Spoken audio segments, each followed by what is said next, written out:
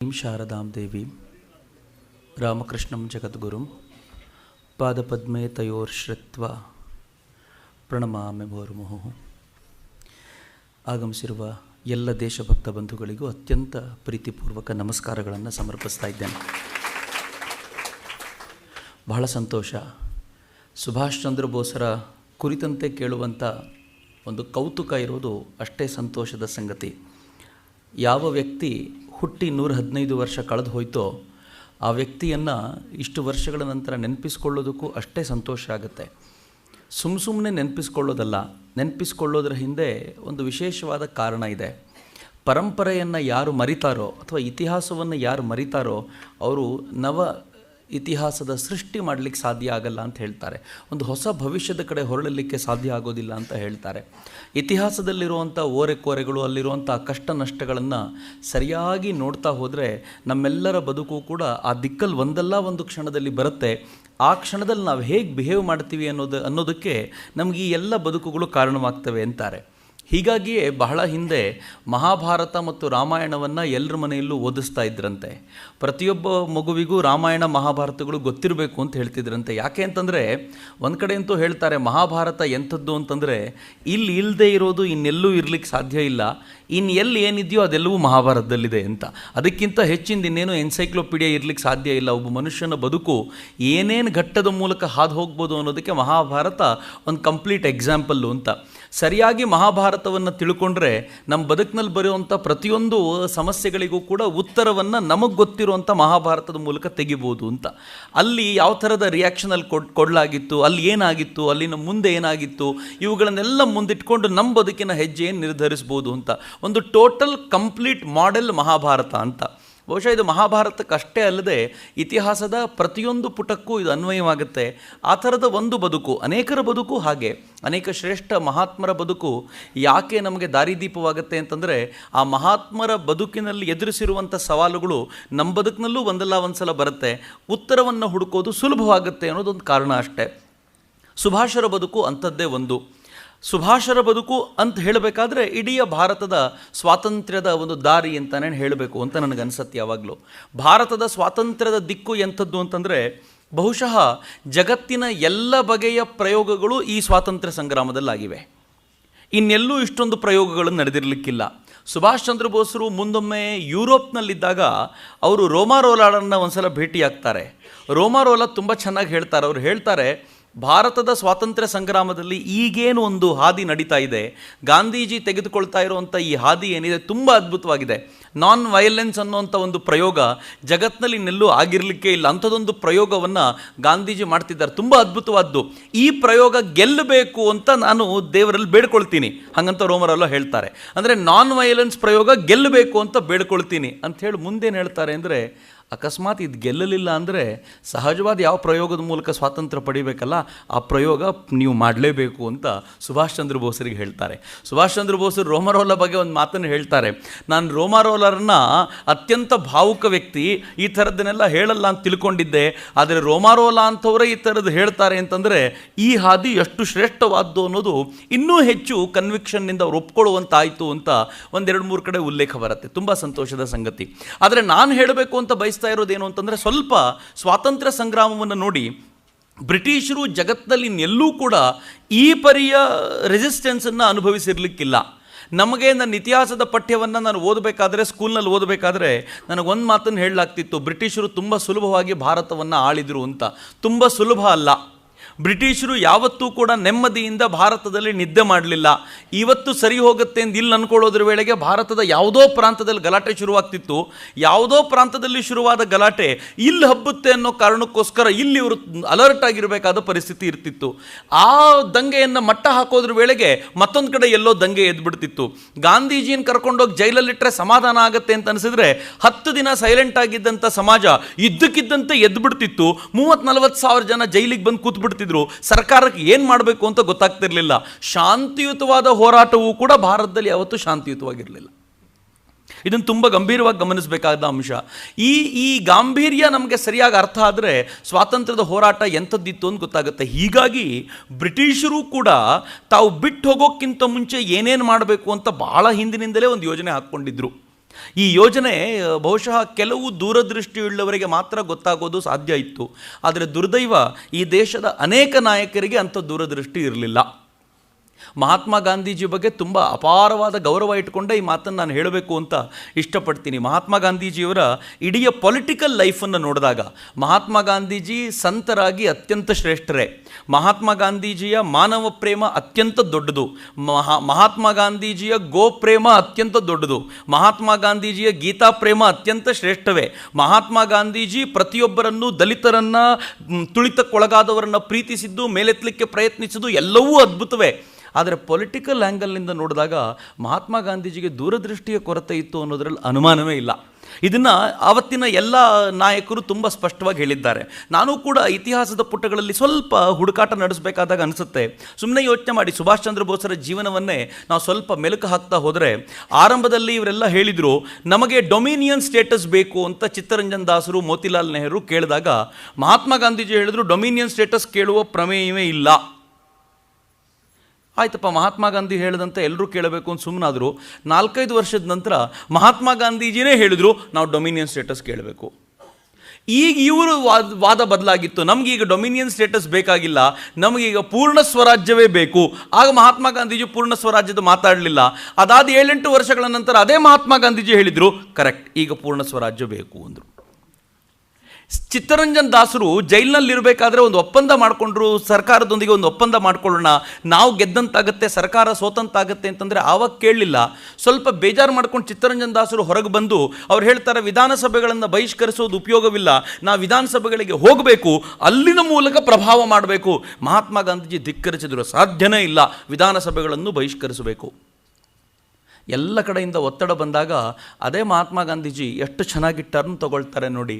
ಇದು ಎಷ್ಟು ಅಂದರೆ ಈ ನೀವು ಟೋಟಲ್ ಒಂದು ಪೊಲಿಟಿಕಲ್ ಸಿನಾರಿಯೋ ನೋಡಿದಾಗ ಹೆಂಗಿತ್ತು ಪರಿಸ್ಥಿತಿ ಅಂತಂದರೆ, ಮಹಾತ್ಮ ಗಾಂಧೀಜಿ ಹೇಳ್ತಾರೆ ಕಾಂಗ್ರೆಸ್ಸಿಗರು ಯಾರು ಬೇಕಿದ್ರೂ ಎಲೆಕ್ಷನಲ್ಲಿ ಫೈಟ್ ಮಾಡಿ ಗೆದ್ದುಕೊಂಡು ಒಳಗೆ ಹೋಗ್ಬೋದು, ಆದರೆ ಆ್ಯಸ್ ಎ ಹೋಲ್ ಕಾಂಗ್ರೆಸ್ ಹೋಗಬಾರ್ದು ಅಂತ.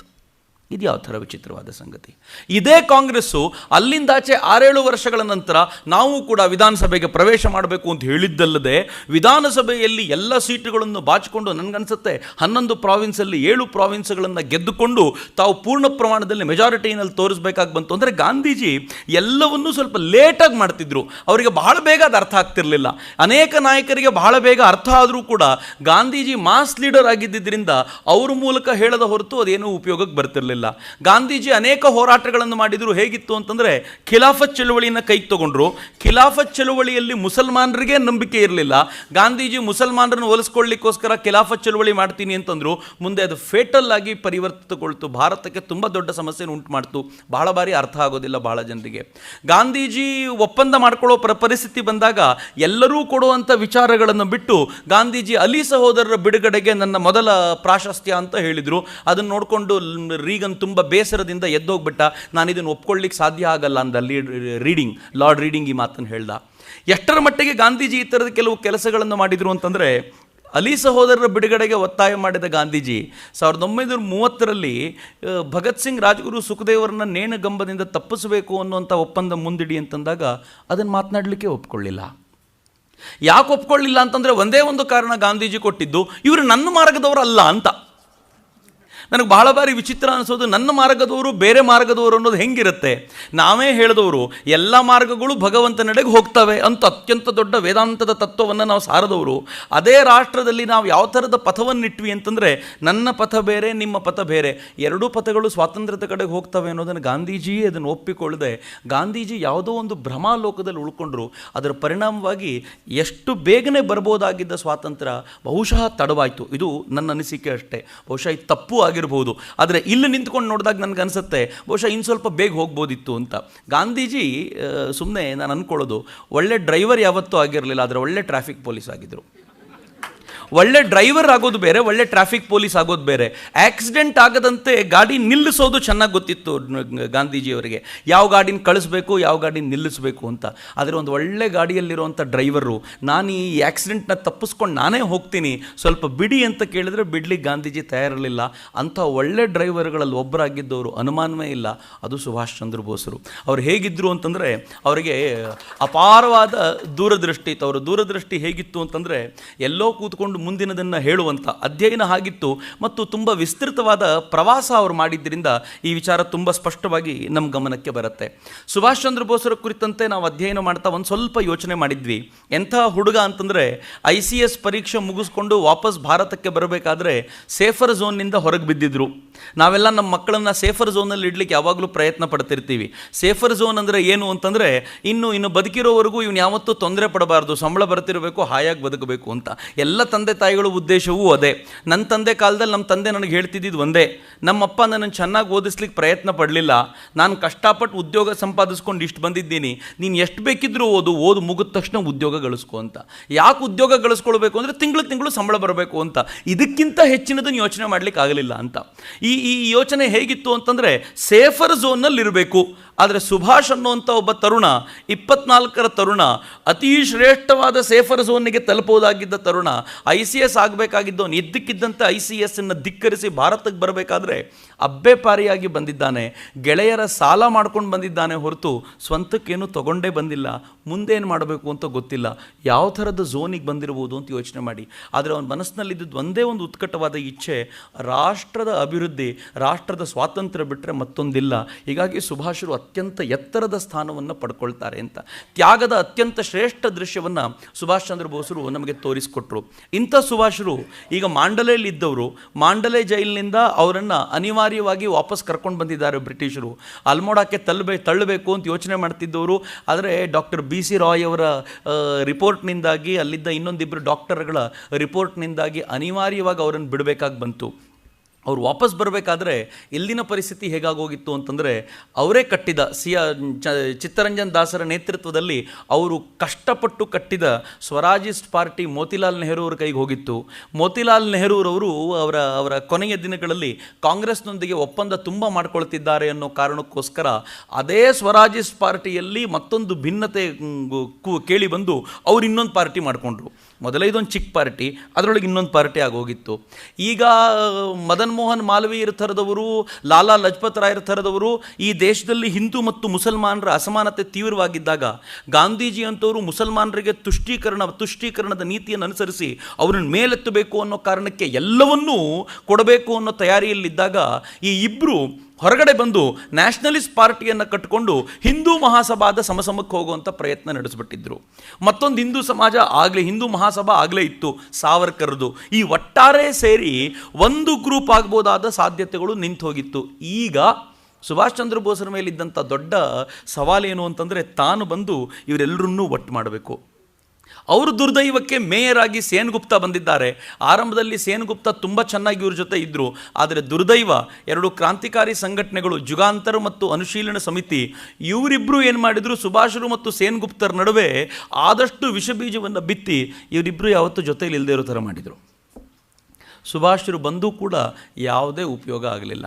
ಆಶ್ಚರ್ಯದ ಸಂಗತಿ, ಸುಭಾಷರು ಜೈಲಲ್ಲಿದ್ದಾಗ ಎಲೆಕ್ಷನ್ ಗೆದ್ದರು. ಆದರೆ ಅದೇ ಸುಭಾಷರು ಮೇಯರ್ ಎಲೆಕ್ಷನ್ಗೆ ನಿಂತಾಗ ಮೇಯರ್ ಎಲೆಕ್ಷನ್ಗಳು ಸೋಲಬೇಕಾದ ಪರಿಸ್ಥಿತಿ ಬಂದ್ಬಿಡ್ತು. ಒಗ್ಗಟ್ಟಿಲ್ಲದ ಕಾರಣಕ್ಕೋಸ್ಕರ ಅವರು ಸೋಲಬೇಕಾದ ಪರಿಸ್ಥಿತಿ ಬಂತು. ಆದರೆ ಸುಭಾಷರು ಅದನ್ನು ಮೀರಿ ಮುಂದಕ್ಕೆ ಬೆಳಿಬೇಕು. ಆ ಹೊತ್ತಿನಲ್ಲಿ ಸರಿಯಾಗಿ ಭಾರತಕ್ಕೆ ಸೈಮನ್ ಕಮಿಷನ್ ಬಂತು. ಸೈಮನ್ ಕಮಿಷನ್ ಭಾರತಕ್ಕೆ ಬಂದ ತಕ್ಷಣ ಆತ ತಗೊಂಡು ಬರಬೇಕು ಅಂತಿದ್ದ ಸುಧಾರಣೆಗಳ ಕ್ರಮಕ್ಕೆ ಭಾರತದಲ್ಲಿ ಒಪ್ಪಿಗೆ ಇರಲಿಲ್ಲ. ಸೈಮನ್ ಕಮಿಷನ್ನು ಭಾರತೀಯರನ್ನು ಇನ್ನೂ ಸ್ವಲ್ಪ ಕಾಲ, ಅವರ ಸ್ವಾತಂತ್ರ್ಯದ ಈ ಇಚ್ಛೆಯನ್ನು ಇನ್ನು ಸ್ವಲ್ಪ ಕಾಲ ಮುಂದೆ ತಳ್ಳುವಂಥ ಪ್ರಯತ್ನದಿಂದ ಬಂದಿದ್ದ. ಈ ಸೈಮನ್ ಕಮಿಷನ್ನ ವಿರೋಧ ಮಾಡಬೇಕು ಅಂತ ಕಾಂಗ್ರೆಸ್ ನಿರ್ಧಾರ ಮಾಡಿತು. ವಿರೋಧ ಮಾಡಲಿಕ್ಕೆ ಎಲ್ಲ ಕಡೆ ಕಪ್ಪು ಬಾವುಟಗಳನ್ನು ಪ್ರದರ್ಶಿಸಲಾಯಿತು. ಸೈಮನ್ ಬಂದಾಗ ಲಾಲಾ ಲಜಪತ್ ರಾಯರ ತಂಡ ಮುಂದೆ ನಿಂತಿತ್ತು. ಸ್ಕಾಟ್ ಅನ್ನುವಂಥ ಒಬ್ಬ ಅಧಿಕಾರಿ ಲಾಠಿ ಚಾರ್ಜ್ ಮಾಡಲಿಕ್ಕೆ ಆಜ್ಞೆ ಕೊಟ್ಟ. ಸ್ಯಾಂಡರ್ಸ್ ಬಂದ. ಲಾಠಿ ಚಾರ್ಜ್ ಹೇಗಾಯಿತು ಅಂತಂದರೆ, ಲಾಲಾ ಲಜಪತ್ ರಾಯರಿಗೆ ಲಾಠಿ ಏಟು ಬಿದ್ದು ಅದು ಮಾರಣಾಂತಿಕವಾಯಿತು. ಲಾಲಾ ಲಜಪತ್ ರಾಯರು ಆ ಏಟಿನಿಂದಾಗಿ ತೀರ್ಕೊಳ್ಬೇಕಾದ ಪರಿಸ್ಥಿತಿ ಬಂತು. ಲಾಲಾ ಲಜಪತ್ ರಾಯರು ಸಾಯೋಕ್ಕಿಂತ ಮುಂಚೆ ಒಂದು ಒಳ್ಳೆ ಮಾತನ್ನು ಹೇಳಿದರು. ನೀವು ನನಗೆ ಹೊಡೆದಿರುವಂಥ ಒಂದೊಂದು ಏಟು ಕೂಡ ನಿಮ್ಮ ಶವಪೆಟ್ಟಿಗೆಯ ಕೊನೆಯ ಮೊಳೆಗಳು ಅನ್ನೋದನ್ನು ಮರಿಬೇಡಿ ಅಂತ ಹೇಳಿದರು. ಅಂದರೆ ಹುಚ್ಚು ಹೇಗಿರುತ್ತೆ ಅಂತ ಯೋಚನೆ ಮಾಡಿ. ಸಾಯೋಕ್ಕಿಂತ ಮುಂಚೆ ಒಬ್ಬನ ಬಾಯಲ್ಲಿ ಬರಬಹುದಾದ ಮಾತುಗಳು ಎಂಥದ್ದು ಅಂತ ನೋಡಬೇಕು ಅಂದರೆ ಈ ದೇಶದ ಸ್ವಾತಂತ್ರ್ಯ ಹೋರಾಟಗಾರರು ನೋಡಬೇಕು. ಅವರೊಳಗಿದ್ದಂಥ ಕಿಚ್ಚು ಎಂಥದ್ದು ಅಂತಂದರೆ, ಆ ಥರದ ಚಿಂತನೆಗಳನ್ನು ಹೇಳಿ ಹೊರಟರು. ಅಲ್ಲಿದ್ದ ತರುಣರಿಗೂ ಹುಚ್ಚು ಉತ್ಸಾಹ ಭಾಳ ಹುಚ್ಚು ಏರಿತ್ತು ಅವರಿಗೆ. ಮುಂದೇನು ಮಾಡಬೇಕು? ಸುಭಾಷ್ ಚಂದ್ರ ಬೋಸರು ಹೇಳಿದರು, ಇಂಥ ಅವಕಾಶವನ್ನು ಯಾವ ಕಾರಣಕ್ಕೂ ಬಿಡಬಾರದು. ಒಬ್ಬ ಶ್ರೇಷ್ಠ ರಾಜನೀತಿಜ್ಞ ಯೋಚನೆ ಮಾಡ್ತಾನೆ, ಇಡೀ ಸಮಾಜ ಲಾಲಾ ಲಜಪತ್ ರಾಯರನ್ನು ತುಂಬ ಗೌರವಿಸುತ್ತೆ, ಈ ಸಮಾಜ ಈಗ ಒಟ್ಟಾಗಿದೆ, ಲಾಲಾ ಲಜಪತ್ ರಾಯರ ಈ ಹೋರಾಟಕ್ಕೆ, ಈ ಸಾವಿಗೆ ಪ್ರತೀಕಾರ ತಗೋಬೇಕು ಅಂತ ನಿಶ್ಚಯ ಮಾಡಿದೆ, ಒಂದು ದೊಡ್ಡ ಹೋರಾಟದ ಕರೆ ಕೊಡಿ ಅಂತ ಕೇಳಿದರೆ ಗಾಂಧೀಜಿ ಹೋರಾಟದ ಕರೆ ಕೊಡಲಿಕ್ಕೆ ಒಪ್ಕೊಳ್ಳಿಲ್ಲ. ಆದರೆ ತರುಣ ಸಮಾಜ ಸುಮ್ಮನಿರಬೇಕಲ್ಲ. ಎಲ್ಲ ತರುಣರು ಗಾಂಧೀಜಿ ಇರೋದು ಬಹಳ ಕಷ್ಟ. ಆ ತರುಣ ಸಮಾಜದಲ್ಲಿ ಒಂದು ತಂಡ ಮುನ್ನುಗ್ಗಿ ಬಂತು. ಆ ತಂಡದಲ್ಲಿ ಭಗತ್ ಸಿಂಗ್ ಇದ್ದ, ರಾಜಗುರು ಇದ್ದರು, ಸುಖದೇವ್ ಇದ್ದರು, ಚಂದ್ರಶೇಖರ್ ಆಜಾದ್ ಇದ್ದರು. ಈ ದೊಡ್ಡ ತಂಡ ಏನು ಮಾಡ್ತು, ಪ್ಲ್ಯಾನ್ ಮಾಡಿ ಸ್ಕಾಟ್ನ ಹತ್ಯೆ ಮಾಡಬೇಕು ಅಂತ ಯೋಚನೆ ಮಾಡ್ತು. ಆದರೆ ಆ ಹತ್ಯೆಯಲ್ಲಿ ಸ್ವಲ್ಪ ಎಡವಟ್ಟಾಯಿತು. ಸ್ಕಾಟ್ ಹೋಗೋ ಬದಲು ಸ್ಯಾಂಡರ್ಸ್ ಹೋದ. ನಾನು ಆ ಇತಿಹಾಸವನ್ನು ಓದಬೇಕಾದ್ರೆ ಭಾಳ ಅಚ್ಚರಿ ಪಡ್ತಿದ್ದೆ. ಸ್ಕಾಟ್ನ ಹತ್ಯೆ ಮಾಡೋದು ಖಾತ್ರಿ ಅಂತ ಮುಂಚಿನ ದಿನಾನೇ ನಾವೇ ಸ್ಕಾಟ್ನ ಹತ್ಯೆ ಮಾಡಿದ್ದು ಅಂತ ಇವರು ತಮ್ಮ ಹೆಸರಲ್ಲಿ ಪೋಸ್ಟರ್ಗಳನ್ನು ಪ್ರಿಂಟ್ ಮಾಡಿದ್ರಂತೆ. ಆದರೆ ಆಮೇಲೆ ಬಂದಾಗ ಗೊತ್ತಾಯಿತು ಸತ್ತಿದ್ದು ಸ್ಕಾಟ್ ಅಲ್ಲ, ಸ್ಯಾಂಡರ್ಸ್ ಅಂತ. ಆ ಪೋಸ್ಟರಲ್ಲಿ ಇವರು ಪೆನ್ನನ್ನು ಬಳಸಿ, ಪೇಂಟನ್ನು ಬಳಸಿ ಸ್ಕಾಟ್ ಇದ್ದ ಜಾಗದಲ್ಲಿ ಸ್ಯಾಂಡರ್ಸ್ ಅಂತ ಮಾಡಿ ಊರು ತುಂಬ ಪೋಸ್ಟರ್ಗಳನ್ನು ಮೆತ್ತಿದ್ರು. ಬ್ರಿಟಿಷರ ಕತೆ ಏನಾಗಿರಬೇಕು ಅಂತ ಯೋಚನೆ ಮಾಡಿ. ನಾವು ಬಹಳ ಬಾರಿ ಯೋಚನೆ ಮಾಡ್ತಿರ್ತೀವಲ್ಲ, ಬ್ರಿಟಿಷರು ಆರಾಮಾಗಿ ಬದುಕಿದ್ರು ಅಂತ. ಆರಾಮಾಗಿ ಏನಿಲ್ಲ, ಅವ್ರ ಅಧಿಕಾರಿಯನ್ನೇ ಕೊಂದು ಅವರೂರಲ್ಲೇ ಪೋಸ್ಟರ್ ಮೆತ್ತಿ ನಾವೇ ಈ ಕೆಲಸ ಮಾಡಿದ್ದು ಅಂತ ಈ ದೇಶದ ಕ್ರಾಂತಿಕಾರಿಗಳು ಹೇಳಿ ಹೋಗ್ತಾರೆ. ಅಂತಂದರೆ ಈ ದೇಶದಲ್ಲಿ ಕ್ರಾಂತಿ ಕಾರ್ಯ ಎಷ್ಟು ವೇಗವಾಗಿ ನಡೆದಿತ್ತು ಅಂತ. ಈ ಹತ್ಯೆಯಿಂದಾಗಿ ಬಹುಶಃ ಗಾಂಧೀಜಿಗೆ ಮನಸ್ಸಿಗೆ ತುಂಬ ನೋವಾಗಿರ್ಬೋದು. ಹೀಗಾಗಿ ಸಹಜವಾಗಿ ತಮ್ಮ ಹೋರಾಟದ ಹಾದಿಯನ್ನು ಕುಂಠಿತಗೊಳಿಸಿದರು. ಆದರೆ ಸುಭಾಷ್ ಚಂದ್ರ ಬೋಸರು ಮಾತ್ರ ತುಂಬ ಗಂಭೀರವಾಗಿ ಈ ವಿಚಾರದಲ್ಲಿ ಎಚ್ಚರಿಕೆ ವಹಿಸ್ತಿದ್ರು. ಆದರೆ ಸುಭಾಷ್ ಚಂದ್ರ ಬೋಸರು ಎಲ್ಲೋ ಒಂದು ಕಡೆ ಗಾಂಧೀಜಿಯ ಈ ನೀತಿಗಳು ಸರಿ ಕಂಡು ಬರ್ತಿರಲಿಲ್ಲ. ಸುಭಾಷ್ ಚಂದ್ರ ಬೋಸರು ಎಷ್ಟರ ಮಟ್ಟಿಗೆ ಕ್ರಿಟಿಕ್ ಅಂತಂದರೆ, ಗಾಂಧೀಜಿ ಬಿಡಿ, ಅವ್ರು ಯಾರನ್ನೂ ಆ ಥರ ಬಿಟ್ಟವರಲ್ಲ. ತನಗೆ ಇಷ್ಟ ಅಂದರೆ ಇಷ್ಟ ಅಂತ, ಇಷ್ಟ ಆಗಲಿಲ್ಲ ಅಂದರೆ ಇಷ್ಟ ಆಗಲಿಲ್ಲ ಅಂತ ಹೇಳುವಂಥವ್ರು ಅವರು. ಹೀಗಾಗಿ ಬಹಳ ಬಾರಿ ಸುಭಾಷ್ ಚಂದ್ರ ಬೋಸ್ ಅವರನ್ನು ಹತ್ತಿರದಿಂದ ನೋಡಿದವರು ಇನ್ನೊಂದು ಸ್ವಲ್ಪ ಅಹಂಕಾರಿ ಅಂತ ಅನ್ನಿಸ್ತಿತ್ತು. ನಾನು ಅವ್ರ ಬಗ್ಗೆ ಬರೆದಂಥ ಒಂದು ಹಿಂದಿ ಲೇಖನವನ್ನು ಓದ್ತಿದ್ದೆ. ಸುಭಾಷ್ ಚಂದ್ರ ಬೋಸರನ್ನು ಅವರೊಂದು ಅಧಿವೇಶನದಲ್ಲಿ ಕಂಡಂಥವರು. ಸುಭಾಷ್ ಚಂದ್ರ ಬೋಸರು ಅಧಿವೇಶನದಲ್ಲಿ ಮಾತನಾಡ್ತಿರ್ಬೇಕಾದ್ರೆ ಎದ್ದು ನಿಂತ್ಕೊಂಡ್ರಂತೆ, ಅವರು ಭಾಷಣವನ್ನು ಮಾಡಿದ್ರಂತೆ, ನಡ್ಕೊಂಡು ಹೋದ್ರಂತೆ. ಎಷ್ಟು ಅಹಂಕಾರಿ ಅಂತ ಮೇಲ್ನೋಟಕ್ಕೆ ಗೊತ್ತಾಗ್ತಿತ್ತು ಅಂತ ಬರೀತಾರೆ. ಆದರೆ ಸುಭಾಷ್ ಚಂದ್ರ ಬೋಸರ ಜೊತೆ ಜೈಲಿನಲ್ಲಿದ್ದಂಥ ಒಬ್ಬ ವ್ಯಕ್ತಿ ಬರೀತಾರೆ, ಎಷ್ಟು ಅಹಂಕಾರಿ ಅಂತ ಸುಭಾಷ್ ಚಂದ್ರ ಬೋಸರು ಅನ್ನಿಸ್ತಿತ್ತು. ಆದರೆ ಜೈಲಿನಲ್ಲಿ ನಾನೊಂದು 3-4 ದಿನ, ನಾನು ಕೆಲವು ತಿಂಗಳುಗಳ ಕಾಲ ಅವ್ರ ಜೊತೆ ಇರಬೇಕಾದ ಪ್ರಸಂಗ ಬಂತು. ಮೊದಲ 3-4 ದಿನ ಸುಭಾಷ್ ಚಂದ್ರ ಬೋಸರು ಇಂಥವರು ಅಂತ ಕೇಳಿಯೇ ಖುಷಿ ಆಗೋದು, ಮಾತನಾಡ್ಲಿಕ್ಕೆ ಹೆದರಿಕೆ ಆಗ್ತಿತ್ತು. ಆದರೆ ಆಮೇಲೆ ಅವ್ರು ಎಂಥ ಪ್ರೀತಿಸ್ತಾರೆ ಅಂತ ನನಗೆ ಆಮೇಲೆ ಗೊತ್ತಾಯಿತು. ಒಂದ್ಸಲ ಇದ್ದಕ್ಕಿದ್ದಂತೆ ಅವನು ಜೈಲಲ್ಲಿದ್ದ ಕೋಣೆಯೊಳಗೆ ಯಾರೋ ಬಾಗಿಲು ಬಡದ್ರಂತೆ. ಒಳಗಿದ್ದಾರಾ ಅಂತ ಯಾರೋ ಕೇಳಿದರು. ಗಾಬರಿಯಾಗಿದ್ದು ಬಂದರೆ ಸುಭಾಷ್ರೇ ಬಂದು ಅವನ ಕೋಣೆಯಲ್ಲಿ ಕೂತ್ಕೊಂಡು ಗಂಟೆಗಟ್ಟಲೆ ಮಾತನಾಡಿ ಹೋಗಿದ್ರು. ಇಷ್ಟು ಸ್ನೇಹಶೀಲ ವ್ಯಕ್ತಿ ಅಂತ ನಂಗೆ ಗೊತ್ತಿರಲಿಲ್ಲ ಅಂತ. ಮೇಲ್ನೋಟಕ್ಕೆ ಸುಭಾಷರನ್ನು ಅಂದಾಜಿಸೋದು ಕಷ್ಟ ಆಗ್ತಿತ್ತು. ಅಂತರ್ಮುಖಿ ವ್ಯಕ್ತಿತ್ವ, ಎಲ್ಲ ಮಾತುಗಳಲ್ಲಿ ಮಗ್ನರಾಗೋರಲ್ಲ. ಅವರು ಮಾತನಾಡಬೇಕು ಅಂದರೆ ಅದು ರಾಷ್ಟ್ರದ ವಿಚಾರ ಇರಬೇಕು ಅಂತ ಎಲ್ರಿಗೂ ಗೊತ್ತಿತ್ತು. ಹೀಗಾಗಿ ಮೇಲ್ನೋಟಕ್ಕೆ ಹಂಗೆ ಕಾಣ್ತಾ ಇದ್ರು. ಇಂಥ ಸುಭಾಷರು ಈಗ ತುಂಬ ಗಂಭೀರವಾಗಿ ತಾವು ದೊಡ್ಡ ಕೆಲಸಕ್ಕೆ ಕೈ ಹಾಕಿದ್ದಾರೆ. ಈ ಸುಭಾಷರನ್ನು ಈಗ ಆಲ್ ಇಂಡಿಯಾ ಯೂತ್ ಕಾನ್ಫರೆನ್ಸ್ನ ಒಂದು ಕಾನ್ಫರೆನ್ಸ್, ದೊಡ್ಡ ಕಾನ್ಫರೆನ್ಸ್ ಮಾಡಿದಾಗ ಅದರ ರಿಸೆಪ್ಷನ್ ಕಮಿಟಿ ಅಧ್ಯಕ್ಷರಾಗಿದ್ದರು. ಮಾತನಾಡಬೇಕು ಅಂತ ಸುಭಾಷರನ್ನು ಕರೆದ್ರು. ಅವರೆಲ್ಲವನ್ನೂ ಸಂಭಾಳಿಸ್ಕೊಂಡು ಹೋಗ್ಬೋದಿತ್ತು. ಆದರೆ ಸುಭಾಷರು ಹೇಳಿದರು, ಈ ದೇಶದಲ್ಲಿ 2 ಥರದ ಸ್ಕೂಲ್ ಆಫ್ ಥಾಟ್ಸ್ ಇದೆ. ಒಂದು ಸೇವಾಗ್ರಾಮ್ ಸ್ಕೂಲ್ ಆಫ್ ಥಾಟ್, ಮತ್ತೊಂದು ಪಾಂಡಿಚೇರಿ ಸ್ಕೂಲ್ ಆಫ್ ಥಾಟ್. ಭಾಳ ಜನರಿಗೆ ಅರ್ಥ ಆಗಿರಬೇಕು. ಸೇವಾಗ್ರಾಮ್ ಸ್ಕೂಲ್ ಆಫ್ ಥಾಟ್ ಅಂತಂದರೆ ಅದು ಗಾಂಧೀಜಿಯವರದ್ದು. ಸೇವಾಗ್ರಾಮದಲ್ಲಿ ಕೂತ್ಕೊಂಡು ಅವ್ರು ಹೇಳುವಂಥ ವಿಚಾರಗಳು. ಎರಡನೇದು ಪಾಂಡಿಚೇರಿ ಸ್ಕೂಲ್ ಆಫ್ ಥಾಟ್ ಅಂದರೆ ಅರವಿಂದರದ್ದು. ಅರವಿಂದರು ಕ್ರಾಂತಿ ಕಾರ್ಯ ಮಾಡಿಕೊಂಡು ಅವರ ಆನಂತರದ ದಿನಗಳಲ್ಲಿ ಪೂರ್ತಿ ಪ್ರಮಾಣದಲ್ಲಿ ತಾವು ಸನ್ಯಾಸತ್ವವನ್ನು ಸ್ವೀಕರಿಸಿದಂತೆ ಅಲ್ಲಿ ಹೋಗಿ ಕೂತರು, ಪೂರ್ಣ ಪ್ರಮಾಣದಲ್ಲಿ ಧ್ಯಾನಮಗ್ನರಾದರು. ಇವೆರಡನ್ನೂ ಕ್ರಿಟಿಕ್ಕಾಗಿ ಉಲ್ಲೇಖ ಮಾಡ್ತಾ ಸುಭಾಷ್ ಚಂದ್ರ ಬೋಸರು ತುಂಬ ಗಂಭೀರವಾದ ದನಿಯಲ್ಲಿ ಹೇಳಿದರು, ಸೇವಾಗ್ರಾಮ್ ಸ್ಕೂಲ್ ಆಫ್ ಥಾಟ್ ಎಂಥದ್ದು ಅಂತಂದರೆ ಅದರಲ್ಲಿ ಮಾಡರ್ನೈಸೇಷನ್ಗೆ ಅವಕಾಶವೇ ಇಲ್ಲ, ಅದರಲ್ಲಿ ಆಧುನಿಕ ಉದ್ದಿಮೆಗಳಿಗೆ ಅವಕಾಶ ಇಲ್ಲ. ಅವರು ಹೇಗಿದ್ದರೂ ಬುಲಕ್ ಕಾರ್ಟ್ನ ಚಿಂತನೆ, ಎತ್ತಿನ ಗಾಡಿಯ ಕಾಲದ ಚಿಂತನೆಗಳು, ಇಂಥ ಚಿಂತನೆಯನ್ನು ಹೊತ್ಕೊಳ್ಳುವಂಥ ಒಂದು ಸ್ಕೂಲ್ ಆಫ್ ಥಾಟು. ಇನ್ನೊಂದಿದೆ, ಒಂದು ಈ ಸ್ಕೂಲ್ ಆಫ್ ಥಾಟ್ ಅವ್ರು ಹೇಳ್ತಾರೆ ನಾವು ಎತ್ತಿನ ಗಾಡಿಯ ಚಿಂತನೆ ಇಟ್ಕೊಂಡ್ರೆ ಸ್ವಾತಂತ್ರ್ಯ ಬರುತ್ತೆ ಅಂತ ಹೇಳುವಂಥ ಒಂದು ಸ್ಕೂಲ್ ಆಫ್ ಥಾಟು. ಎರಡನೇದು ಇನ್ನೊಂದೇನು ಅಂತಂದರೆ ಯೋಗ ಮತ್ತು ಪ್ರಾಣಾಯಾಮ ಮಾಡಿಬಿಟ್ರೆ ಸ್ವಾತಂತ್ರ್ಯ ಬರುತ್ತೆ ಅಂತ ಹೇಳುವಂಥ ಎರಡನೇ ಸ್ಕೂಲ್ ಆಫ್ ಥಾಟು. ಭಾರತಕ್ಕೆ ಇವೆರಡೂ ಅಗತ್ಯ, ಇವೆರಡಕ್ಕಿಂತ ಹೆಚ್ಚಾಗಿ ಬೇಕಾಗಿರೋದು ಒಂದು. ಅವ್ರು ಹೇಳ್ತಾರೆ, ವಿವೇಕಾನಂದರ ಮಾತನ್ನು ಪುನರುಚ್ಚರಿಸ್ತಾರೆ. ವಿವೇಕಾನಂದರ ಮಾತುಗಳಲ್ಲಿ ಕೇಳಿಬರುವಂಥ ದಾಟಿ ಅವ್ರು ಹೇಳ್ತಾರೆ, ನೀವು ಪ್ರಕೃತಿಯನ್ನು ಗೆಲ್ಲಬೇಕಾದ್ರೆ, ಪ್ರಕೃತಿಯನ್ನು ನಿಮ್ಮ ಆಳಾಗಿಸ್ಕೊಳ್ಬೇಕು ಅಂದರೆ ಪ್ರಕೃತಿಯೊಂದಿಗೆ ಹೋರಾಡೋದನ್ನು ಕಲೀರಿ ಅಂತ. ನೀವು ಪ್ರಕೃತಿಯನ್ನು ಅದನ್ನು ಪ್ರೀತಿಸಿ ಒಲಿಸ್ಕೊಂಡಲ್ಲ, ಪ್ರಕೃತಿಯನ್ನು ಗೆಲ್ಲಬೇಕು ಅನ್ನುವಂಥ ಚಿಂತನೆಯನ್ನು ಮನಸ್ಸಿನಲ್ಲಿ ಇಟ್ಕೊಳ್ಳಿ ಅಂತ. ಅಂದರೆ ಆ ಒಂದು ಕಡಕ್ಕುತನ ಅವರಲ್ಲಿತ್ತಲ್ಲ, ಅದು ವ್ಯಕ್ತವಾಯಿತು. ಸಹಜವಾಗಿ ಸುಭಾಷ್ ಚಂದ್ರ ಬೋಸರಿಗೆ ವಿರೋಧಿಗಳು ಜಾಸ್ತಿ ಆಗ್ತಾ ಹೋಗ್ತಿದ್ರು. ಯಾಕೆಂದರೆ ಒಂದು ಕಡೆ ಗಾಂಧೀಜಿಯ ಭಕ್ತರು ಸುಭಾಷರ ಸಹಜ ವಿರೋಧಿಗಳಾಗೋರು, ಎರಡನೇದೀಗ ಅರವಿಂದರ ಭಕ್ತರು ಕೂಡ ಸುಭಾಷರ ವಿರೋಧಿಗಳಾಗ್ಲಿಕ್ಕೆ ನಿಂತು. ಸುಭಾಷರ ಪರಿಸ್ಥಿತಿ ಈ ಥರದ ಹಂತಕ್ಕಿತ್ತು. ಅಷ್ಟಾದರೂ ಕೂಡ ಸುಭಾಷರ ಸ್ನೇಹಶೀಲ ವ್ಯಕ್ತಿತ್ವ ಹೇಗಿತ್ತು ಅಂತಂದರೆ ಎಲ್ಲರನ್ನೂ ಪ್ರೀತಿಯಿಂದ ಒಲಿಸಿಕೊಳ್ಳುವಂಥ ಒಂದು ಕಲೆ ಅವರಿಗಿತ್ತು. ಈ ಹೊತ್ತಿನಲ್ಲೇ ಕಲ್ಕತ್ತಾದ ಅಧಿವೇಶನ ಬಂದಿದ್ದು. ಕಲ್ಕತ್ತಾದ ಕಾಂಗ್ರೆಸ್ ಅಧಿವೇಶನಕ್ಕೆ ಮೋತಿಲಾಲ್ ನೆಹರು ಅಧ್ಯಕ್ಷರಾಗಿದ್ದರು. ಈ ಕಾಂಗ್ರೆಸ್ ಅಧಿವೇಶನ ನಡೆಸುವಂಥ ಜವಾಬ್ದಾರಿ ಸುಭಾಷ್ ಚಂದ್ರ ಬೋಸರಿಗೆ. ಅದೊಂದು ಅದ್ಭುತವಾದ ಅವಕಾಶ. ಸುಭಾಷ್ ಚಂದ್ರ ಬೋಸರು ತಾನು ಹೇಗಿದ್ದರೂ ವಾಲಂಟಿಯರ್ ಟೀಮ್ನ ಮುಖ್ಯಸ್ಥರು ಆಗಿದ್ದರಿಂದ ಸಾವಿರಾರು ಜನ ವಾಲಂಟಿಯರ್ಗಳನ್ನು ತಯಾರು ಮಾಡಿದರು. ಆ ವಾಲಂಟಿಯರ್ಗಳ ಮೂಲಕ ಒಂದು ಅದ್ಭುತವಾದ ಕಾಂಗ್ರೆಸ್ ಅಧಿವೇಶನ ನಡೆಸಿಕೊಟ್ರು. ಈ ಕಾಂಗ್ರೆಸ್ ಅಧಿವೇಶನದಲ್ಲಿ ಸುಭಾಷ್ ಚಂದ್ರ ಬೋಸರನ್ನ ಆ ಇಡೀ ಇದರ ಗವರ್ನರ್ ಜನರಲ್ ಅಂತ ಕರೀತಿದ್ರು. ಅವರು ಆ ಥರದ ಒಂದು ಸೈನ್ಯದ ರೀತಿಯಲ್ಲೇ ಅದನ್ನು ತಯಾರು ಮಾಡಿದರು. ವಾಲಂಟಿಯರ್ ಟೀಮನ್ನು ಟೈಮ್ ಹೇಗೆ ಮ್ಯಾನೇಜ್ಮೆಂಟ್ ಮಾಡಬೇಕು ಪ್ರತಿಯೊಂದನ್ನು ಆ ವಾಲಂಟಿಯರ್ ಟೀಮ್ಗೆ ಹೇಳಿಕೊಟ್ಟು ಇಡೀ ಕಾರ್ಯಕ್ರಮವನ್ನು ಹೇಗೆ ಮಾಡಿದರು ಅಂತಂದರೆ, ಎಷ್ಟೋ ಜನ ಹೇಳ್ತಾರೆ ಅವತ್ತಿನ ಕಾರ್ಯಕ್ರಮ ನೋಡಿದವರು, ಮೋತಿಲಾಲ್ ನೆಹರು ಅಧ್ಯಕ್ಷರಾಗಿದ್ದರಂತೆ, ಅದರ ಮುಂದಿನ ಗಾಡಿಯಲ್ಲಿ ಸುಭಾಷ್ ಚಂದ್ರ ಬೋಸರು ಇನ್ನೊಂದು ಗಾಡಿಯಲ್ಲಿ ನಿಂತ್ಕೊಂಡು ಬರ್ತಿದ್ರೆ ಭಾಳ ಜನರ ಕಣ್ಣುಗಳು ಮೋತಿಲಾಲ್ ನೆಹರುಗಿಂತ ಜಾಸ್ತಿ ಸುಭಾಷ್ ಚಂದ್ರ ಬೋಸರನ್ನೇ ನೋಡ್ತಿದ್ವಂತೆ. ಅಷ್ಟು ಅದ್ಭುತವಾದ ವ್ಯಕ್ತಿತ್ವ ಅವರದ್ದಾಗಿತ್ತು. ಈ ಹಂತದಲ್ಲಿ ಒಂದು ವಿಶೇಷವಾದ ಘಟನೆ ನಡೀತು. 1929ನೇ ವರ್ಷ ಅದು. ಅವತ್ತು ಗಾಂಧೀಜಿ ಹೇಳಿದರು, ಮೊದಲೇ ಒಂದು ನಿರ್ಣಯ ಆಗಿತ್ತು. ಆ ನಿರ್ಣಯ ಏನು ಅಂತಂದರೆ, ಡಿಸೆಂಬರ್ವರೆಗೂ ನಾವು ಕಾಯಬೇಕು. ಅಂದರೆ 1 ವರ್ಷದ ಸಮಯ, 12 ತಿಂಗಳ ಸಮಯ. ಡಿಸೆಂಬರ್ 31ರ ಒಳಗೆ ನಮಗೆ ಬ್ರಿಟಿಷರು ಸ್ವಾತಂತ್ರ್ಯವನ್ನು ಕೊಡಬೇಕು, ಇಲ್ಲದೆ ಹೋದರೆ ನಾವು ಉಗ್ರವಾದ ಹೋರಾಟ ಮಾಡ್ತೀವಿ ಅಂತ. ಉಗ್ರವಾದ ಹೋರಾಟ ಏನು ಅಂತ ಕೇಳಿದರೆ ಮತ್ತದೇ ನಾನ್ ಕೋಆಪರೇಷನ್ ಮೂವ್ಮೆಂಟ್.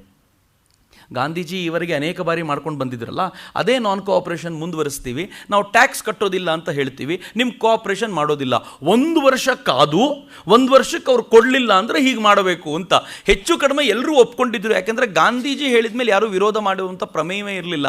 ಮೋತಿಲಾಲ್ ನೆಹರು ಅದನ್ನೇ ಓದಿದ್ರು ತಮ್ಮ ಅಧ್ಯಕ್ಷೀಯ ಭಾಷಣದಲ್ಲಿ. ಆದರೆ ಮೋತಿಲಾಲ್ ನೆಹರುವಿಗೆ ಸ್ವತಃ ಅದರಲ್ಲಿ ನಂಬಿಕೆ ಇರಲಿಲ್ಲ. ಇನ್ನೇನು ಎಲ್ಲರೂ ಒಪ್ಕೊಂಡು ಎದ್ದೋಗಬೇಕು, ಅಷ್ಟೊತ್ತಿಗೆ ಸುಭಾಷ್ ಎದ್ದು ನಿಂತ್ಕೊಂಡು ವೇದಿಕೆ ಮೇಲೆ ಬಂದು ಹೇಳಿದರು, ಇದಕ್ಕೆ ನನ್ನ ಒಪ್ಪಿಗೆ ಇಲ್ಲ. ಯಾಕೆ ಒಪ್ಪಿಗೆ ಇಲ್ಲ ಅಂತಂದರೆ, ಇಲ್ಲಿರೋ ಎಲ್ರಿಗೂ ಗೊತ್ತು, ಸ್ವತಃ ಮೋತಿಲಾಲ್ ನೆಹರು ಅವರಿಗೆ ಗೊತ್ತು, ಈ 1 ವರ್ಷದಲ್ಲಿ ಅವರು ಸ್ವಾತಂತ್ರ್ಯ ಕೊಡೋದು ನಮಗೆ ಅಸಾಧ್ಯ. ಆ 1 ವರ್ಷದ ನಾವು 12 ತಿಂಗಳನ್ನು ವೇಸ್ಟ್ ಮಾಡೋಕ್ಕಿಂತ ಇಲ್ಲಿಂದ ಒಂದು ನಿರ್ಣಯ ತಗೊಳ್ಳೋಣ. ನಮಗೆ ಬ್ರಿಟಿಷರ ಮೇಲೆ ನಂಬಿಕೆ ಇಲ್ಲ, ಈಗಿಂದೀಗಲೇ ಕೊಡಬೇಕು ಅಂತ ನಾವು ನಿರ್ಣಯ ತಗೋಬೇಕು, ಏನು ಹೇಳ್ತೀರಿ ಅಂತ. ಅವರ ಮಾತಿನ ಹೋಗ ಹೆಂಗಿತ್ತು ಅಂತಂದರೆ ಎಲ್ಲರೂ ಹೌದು ಅನ್ನೋ ಮಟ್ಟಿಗೆ ಹೋಗ್ಬಿಟ್ಟಿದ್ರು. ಆದರೆ ಯಾರೋ ಒಂದಷ್ಟು ಜನ ಮಧ್ಯ ಕೂತಿದ್ದವ್ರು ಹೇಳಿದರು, ನಾವೇನಾದರೂ ಇವನು ಹೇಳಿದ್ದನ್ನು ಒಪ್ಕೊಂಡ್ರೆ ಗಾಂಧೀಜಿ ರಾಜಕೀಯ ಸನ್ಯಾಸ ತೊಗೊಂಡ್ಬಿಡ್ತಾರೆ, ಇದನ್ನು ಒಪ್ಕೊಳ್ಬಾರ್ದು ಅಂತ ಅವರ ನಿರ್ಣಯವನ್ನು ಹಿಂದೆ ತಗೊಳ್ಳುವಂತೆ ಮಾಡಿದರು. ಆದರೆ ಸುಭಾಷ್ ಚಂದ್ರ ಬೋಸರಿಗೆ ಬೇಸರ ಅಂತೂ ಸಹಜವಾಗಿ ಆಗೇ ಆಗುತ್ತೆ. ಆದರೆ ಅದು ಇವರಿಗೆ ನಿವೃತ್ತಿಯ ವಿಚಾರ ಅಂತೂ ಅಲ್ಲ.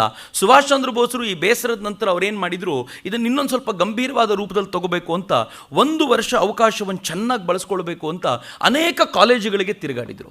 ಸುಭಾಷರ ಈ ಕಾಲೇಜುಗಳ ಮಾತುಗಳನ್ನು ಕೇಳಬೇಕು. ಆವತ್ತಿನ ದಿನಗಳಲ್ಲಿ ತರುಣರು ಕ್ರಾಂತಿಕಾರ್ಯ ಮಾಡ್ಬೋದೋ ಬೇಡವೋ ಅನ್ನೋದ್ರ ಬಗ್ಗೆ ತುಂಬ ಚರ್ಚೆ ನಡೀತಾ ಇತ್ತು. ಸುಭಾಷ್ ಚಂದ್ರ ಬೋಸರು ಹೇಳಿದರು, ಕ್ರಾಂತಿಕಾರ್ಯ ತರುಣರಲ್ಲದೆ ಇನ್ಯಾರು ಮಾಡಬೇಕು?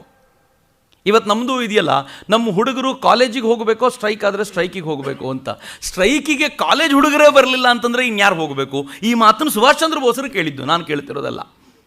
ಸುಭಾಷ್ ಚಂದ್ರ ಬೋಸರು ಬಹಳ ಹಿಂದೆಯೇ ಈ ವಿಚಾರವನ್ನು ಪ್ರಸ್ತಾಪ ಮಾಡಿದರು. ಕ್ರಾಂತಿಕಾರ್ಯ ಮಾಡಲಿಕ್ಕೆ ತರುಣರಲ್ಲದೆ ಮತ್ಯಾರು ಬರಬೇಕು ಅನ್ನೋ ಪ್ರಶ್ನೆನ ತುಂಬ ಗಂಭೀರವಾದ ದನಿಯಲ್ಲಿ ಸುಭಾಷರು ಕೇಳಿದರು. ಎರಡನೇದು, ಸುಭಾಷರು ಒಂದು ತುಂಬ ಚೆನ್ನಾಗಿ ಹೇಳ್ತಾರೆ, ರೆವಲ್ಯೂಷನ್ಗೂ ಮತ್ತು ಎವಲ್ಯೂಷನ್ಗೂ ಇರುವಂಥ ಡಿಫ್ರೆನ್ಸ್ ಏನು ಅಂತ.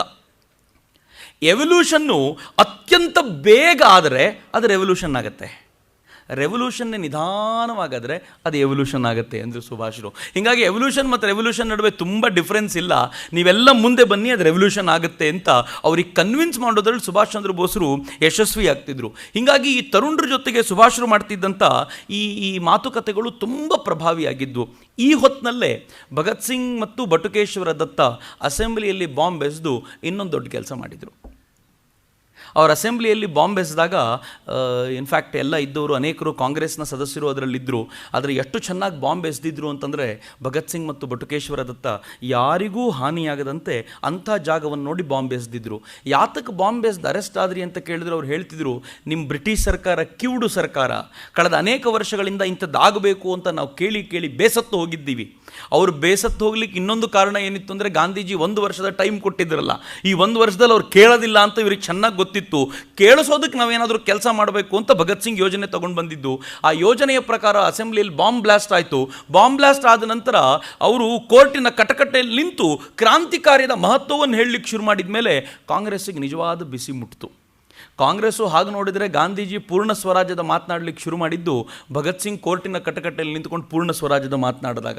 ಯಾಕೆಂದರೆ ಎಲ್ಲ ತರುಣರು ಕೂಡ ಭಗತ್ ಸಿಂಗ್ ಮಾತನಾಡಲಿಕ್ಕೆ ಶುರು ಮಾಡಿದ್ರಲ್ಲ, ಅನಿವಾರ್ಯವಾಗಿ ಕಾಂಗ್ರೆಸ್ಸು ಕೂಡ ನಾವು ಪೂರ್ಣ ಸ್ವರಾಜ್ಯ ಕೇಳ್ತೀವಿ ಅಂತ ಹಠ ಹಿಡಿದು ಮಾತನಾಡಬೇಕಾದ ಪರಿಸ್ಥಿತಿ ಬಂತು. ಈ ಹಂತದಲ್ಲಿ ವಿಚಾರಣೆ ನಡೀತಿರಬೇಕಾದ್ರೇ ಇನ್ನೂ ಅನೇಕ ಕ್ರಾಂತಿಕಾರಿಗಳು ಸಿಕ್ಕಿಬಿದ್ದರು. ಆಗಲೇ ಗೊತ್ತಾಗಿದ್ದು ಸ್ಯಾಂಡರ್ಸ್ ಹತ್ಯೆ ಮಾಡಿದ್ದು ಕೂಡ ಭಗತ್ ಸಿಂಗ್ ಆ್ಯಂಡ್ ಪಾರ್ಟಿ ಅಂತ. ಅಲ್ಲಿವರೆಗೂ ಸ್ಯಾಂಡರ್ಸ್ ಹತ್ಯೆ ಮಾಡಿದ್ದು ಯಾರು ಅಂತ ಗೊತ್ತೇ ಇರಲಿಲ್ಲ. ಆ ಇಡೀ ಫೈಲ್ ಕ್ಲೋಸ್ ಆಗಿತ್ತು. ಈಗ ವಾಪಸ್ ಓಪನ್ ಆಗಿ ಸ್ಯಾಂಡರ್ಸ್ ಹತ್ಯೆ ಮಾಡಿದ್ದು ಇವರೇ ಅಂತ ಗೊತ್ತಾಯಿತು. ಪರಿಣಾಮ ಭಗತ್ ಸಿಂಗ್, ರಾಜ್ಗುರು, ಸುಖದೇವ್ ಮೂವರಿಗೂ ನೇಣು ಶಿಕ್ಷೆ ಘೋಷಣೆ ಆಯಿತು. ಆದರೆ ಒಳಗೆ ಕ್ರಾಂತಿಕಾರಿಗಳಿದ್ರಲ್ಲ, ಈ ಕ್ರಾಂತಿಕಾರಿಗಳು ಕೈದಿಗಳ ಜೊತೆ ಬ್ರಿಟಿಷರ ವ್ಯವಹಾರ ಚೆನ್ನಾಗಿಲ್ಲ ಅನ್ನೋ ಕಾರಣಕ್ಕೆ, ಈ ವಿಚಾರ ಗೊತ್ತಿರಲಿ ಅನ್ನೋ ಕಾರಣಕ್ಕೋಸ್ಕರವೇ ಉಲ್ಲೇಖ ಮಾಡ್ತಿದ್ದೀನಿ. ಬಹಳ ಜನರಿಗೆ ಉಪವಾಸ ಸತ್ಯಾಗ್ರಹ ಅಂದರೆ ಯಾರು ಅಂತಂದರೆ ನಮ್ಗೆ ಗೊತ್ತಿರೋದು ಒಂದೇ ಹೆಸರು, ಮಹಾತ್ಮ ಗಾಂಧೀಜಿ ಅಂತ. ಆದರೆ ಮಹಾತ್ಮ ಗಾಂಧೀಜಿಯಿಂದ ಪ್ರೇರೇಪಣೆ ತೊಗೊಂಡು ಉಪವಾಸ ಸತ್ಯಾಗ್ರಹ ಮಾಡಿದವರು ಬೇಕಾದಷ್ಟಿದ್ದಾರೆ. ಇನ್ಫ್ಯಾಕ್ಟ್ ಮಹಾತ್ಮ ಗಾಂಧೀಜಿಗಿಂತ ಜಾಸ್ತಿ ದಿನಗಳ ಕಾಲ ಉಪವಾಸ ಮಾಡಿದವರಿದ್ದಾರೆ. ಎಷ್ಟರ ಮಟ್ಟಿಗೆ ಅಂತಂದರೆ ಜತೀಂದ್ರನಾಥ್ ಮುಖ್ಯೋಪಾಧ್ಯಾಯರು, ಜತೀಂದ್ರನಾಥ್ ಮುಖರ್ಜಿಯವರು, ಅವರು ಎಷ್ಟರ ಮಟ್ಟಿಗೆ ಆ ವ್ಯವಸ್ಥೆಯ ವಿರುದ್ಧ ಹೋರಾಟ ಮಾಡ್ತಾ ಉಪವಾಸ ಮಾಡಿದರು ಅಂತಂದರೆ 61 ದಿನಗಳ ಕಾಲ ಉಪವಾಸ ಮಾಡಿ ದೇಹತ್ಯಾಗ ಮಾಡಿಬಿಟ್ರು. ಅವರ ದೇಹತ್ಯಾಗದ ಸುದ್ದಿ ಇಡೀ ದೇಶಕ್ಕೆ ಹಬ್ಬಿತ್ತಲ್ಲ, ಅದು ಕೂಡ ಅಲ್ಲೋಲ ಕಲ್ಲೋಲವನ್ನು ಸೃಷ್ಟಿ ಮಾಡಿತ್ತು. ಅದಾದ ನಂತರ ಭಗತ್ ಸಿಂಗ್, ರಾಜ್ಗುರು, ಸುಖದೇವರಿಗೆ ನೇಣಿಗೇರಿಸೋ ಪ್ರಸಂಗ ಬಂದಾಗಲೂ ಕೂಡ ಕಾಂಗ್ರೆಸ್ ಯಾವುದೇ ರೀತಿಯ ಪ್ರತಿಕ್ರಿಯೆಯನ್ನು ತೋರ್ಲಿಕ್ಕಾಗಲಿಲ್ಲ.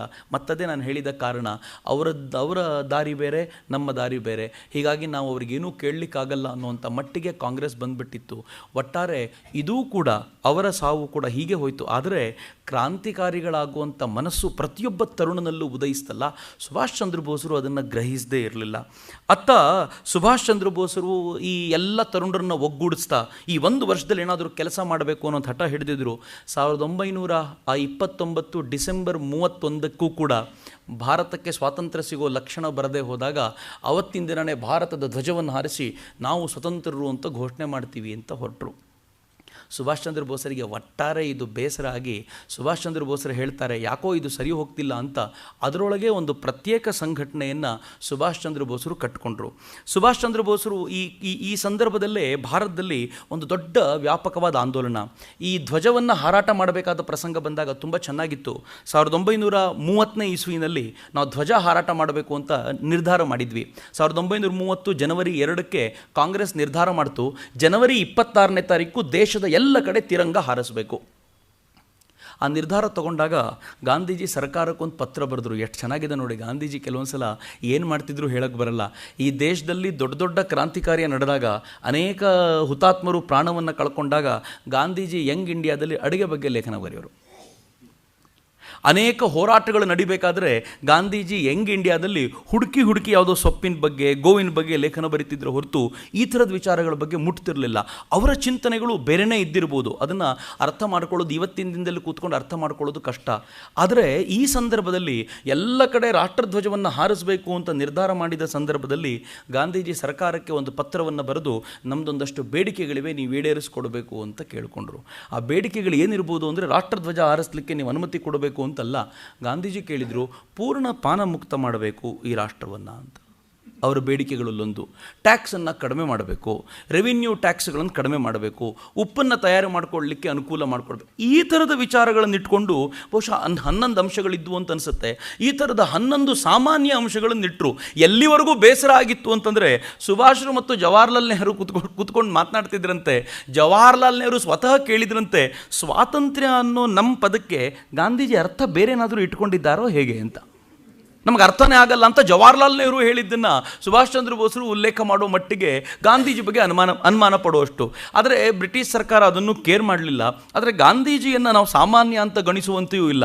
ಎಂಥ ಅಪರೂಪದ ವ್ಯಕ್ತಿ ಅಂತಂದರೆ, ಒಂದು ಇಶ್ಯೂನ ಹಿಡ್ಕೊಂಡು ಇಡೀ ದೇಶವನ್ನು ಒಟ್ಟು ಮಾಡುವಂಥ ಅಪರೂಪದ ತಾಕತ್ತಿತ್ತು ಅವರಿಗೆ. ಸರ್ಕಾರ ಇವ್ರ ಮಾತನ್ನು ಕೇಳಲಿಲ್ಲ, ಟ್ಯಾಕ್ಸನ್ನು ತೆಗಿಲಿಕ್ಕೆ ಒಪ್ಕೊಳ್ಳಿಲ್ಲ ಅಂತ ಗೊತ್ತಾದಾಗ ಗಾಂಧೀಜಿ ತುಂಬ ಗಂಭೀರವಾಗಿ ಹೇಳಿದರು, ನಾನೊಂದು ಹೋರಾಟ ಮಾಡಲಿಕ್ಕೆ ಹೊರಟಿದ್ದೀನಿ, ನೀವು ಉಪ್ಪಿಗೂ ತೆರಿಗೆ ಹಾಕ್ತೀರಾ, ನಾನು ಉಪ್ಪು ತಯಾರು ಮಾಡುವಂಥ ಹೋರಾಟ ಮಾಡ್ತೀನಿ ಮಾಡ್ತೀನಿ ಅಂತ ದಂಡಿ ಸತ್ಯಾಗ್ರಹಕ್ಕೆ ಯೋಚನೆ ಮಾಡಿದರು. ತನ್ನ ಜೊತೆ ಕೆಲವು ಜನರನ್ನು ಕರ್ಕೊಂಡು ದಂಡಿಗೆ ಯಾತ್ರೆ ಹೋಗ್ತೀನಿ ಅಂತ ಹೊರಟರು. ಮೊದಲು ಇದು ಎಷ್ಟು ವಿಚಿತ್ರವಾಗಿತ್ತು ಅಂತಂದರೆ, ಈ ಥರ ಎಲ್ಲರೂ ನಕ್ಕರು. ಆ ಸಂದರ್ಭದಲ್ಲಿ ಈ ಪಟೇಲರು ಜೈಲಲ್ಲಿದ್ದರು. ಪಟೇಲರು ಹೇಳ್ತಾರೆ, ದೇವರು ಬಚಾವ್ ಮಾಡ್ದಾನ, ನಾನು ಜೈಲಲ್ಲಿದ್ದೀನಿ, ಇಲ್ಲದಿದ್ದರೆ ಈ ಪುಣ್ಯಾತ್ಮನ ಜೊತೆ ಹೋಗಬೇಕಾಗ್ತಿತ್ತಲ್ಲ ನಾನು ಅಂತ. ನನಗೆ ಇದರಲ್ಲಿ ಒಂಚೂರು ನಂಬಿಕೆ ಇಲ್ಲ ಅಂತ ಪಟೇಲರು ಅಂದ್ಕೊಂಡಿದ್ರು. ಅವರೇ ಹೇಳ್ಕೊಳ್ತಾರೆ ಒಂದು ಕಡೆ. ಆದರೆ ಗಾಂಧೀಜಿಯ ಚಿಂತನೆಗಳನ್ನು ಅರ್ಥ ಮಾಡ್ಕೊಳ್ಳೋದು ಭಾಳ ಕಷ್ಟ. ವಿಚಿತ್ರವಾದ ವ್ಯಕ್ತಿ ಮಹಾತ್ಮ ಗಾಂಧೀಜಿ. ಆ ವ್ಯಕ್ತಿ ಆ ದಂಡಿ ಸತ್ಯಾಗ್ರಹವನ್ನು ಮಾಡ್ತೀನಿ, ಹೋರಾಟ ಮಾಡ್ತೀನಿ, ಉಪ್ಪನ್ನು ತಯಾರಿಸಿ ನಾನು ಕಾನೂನು ಭಂಗ ಮಾಡ್ತೀನಿ ಅಂತ ಒಂದು ಯಾತ್ರೆ ಹೊರಟರು. ಆ ಯಾತ್ರೆ ಬಹುಶಃ 284 ಕಿಲೋಮೀಟರ್ಗಳ ಯಾತ್ರೆ ಇರ್ಬೋದು. ಅಷ್ಟು ದೀರ್ಘವಾದ ಯಾತ್ರೆಗೆ ಗಾಂಧೀಜಿ ಹೊರಟರು. ದಾರಿಯುದ್ದಕ್ಕೂ ಗಾಂಧೀಜಿ ಆ ಉಪ್ಪನ್ನು ತಯಾರು ಮಾಡ್ತೀನಿ ದಂಡಿಗೆ ಹೋಗಿ ಅನ್ನುವಂಥ ವಿಚಾರ ಕಾಡ್ಗಿಚ್ಚಿನಂತೆ ಹೇಗೆ ಹಬ್ತು ಅಂತಂದರೆ, ಎಲ್ಲೆಲ್ಲಿ ಉಪ್ಪನ್ನು ತಯಾರು ಮಾಡ್ಲಿಕ್ಕೆ ಸಾಧ್ಯವೋ ಅಲ್ಲೆಲ್ಲ ಜನ ಬಂದು ಉಪ್ಪು ತಯಾರು ಮಾಡ್ತೀವಿ, ನಾವು ನಿಂತ್ಕೊಂಡು, ಎಲ್ಲರೂ ನಿಂತ್ಕೊಂಡ್ರು. ಇಡೀ ದೇಶದಲ್ಲಿ ಒಂದು ಉಪ್ಪು ಕ್ರಾಂತಿಯ ಕಿಡಿ ಹಬ್ಬಿಸ್ಬಿಡ್ತು. ಗಾಂಧೀಜಿನ ಬ್ರಿಟಿಷರು ಬಂಧಿಸಿ ಜೈಲಿಗೆ ಹಾಕಿದರು. ಗಾಂಧೀಜಿನ ಜೈಲಿಗೆ ಹಾಕಿದರೆ ಎಲ್ಲ ಮುಗಿಯುತ್ತೆ ಅಂದ್ಕೊಂಡ್ರೆ, ಗಾಂಧೀಜಿನ ಜೈಲಿಗೆ ಹಾಕಿದ ನಂತರ ಇನ್ನೂ ಒಳ್ಳೆಯದಾಯಿತು. ಎಲ್ಲೋ ಮಧ್ಯದಲ್ಲಿ ಈ ಆಂದೋಲನವನ್ನು ತಡೆಗಟ್ಟೋರು ಯಾರೂ ಇಲ್ಲ. ಈ ಆಂದೋಲನ ವ್ಯಾಪಕವಾಗಿ ಹಬ್ಬಿಡ್ತು. ಜೈಲಲ್ಲಿದ್ದ ಪಟೇಲರಿಗೆ, ಜೈಲಿನಲ್ಲಿದ್ದ ಸುಭಾಷರಿಗೆ ಎಷ್ಟು ಖುಷಿ ಅಂತಂದರೆ, ವಾ, ಒಂದು ಉಪ್ಪು ಇಂಥ ಕ್ರಾಂತಿಕಾರ್ಯದ ಕೆಲಸ ಮಾಡಿಬಿಡ್ತಲ್ಲ, ಇಡೀ ದೇಶಕ್ಕೆ ಸ್ವಾತಂತ್ರ್ಯ ಬರೋ ಸಮಯ ಹತ್ರ ಬಂತು ಅಂತ ಅಂದ್ಕೊಂಡ್ರು. ಅಲ್ಲೊಂದು ಸಮಸ್ಯೆ ಆಯಿತು. ಅಷ್ಟೊತ್ತಿಗೆ ಇರ್ವಿನ್ ಭಾರತಕ್ಕೆ ಬಂದ.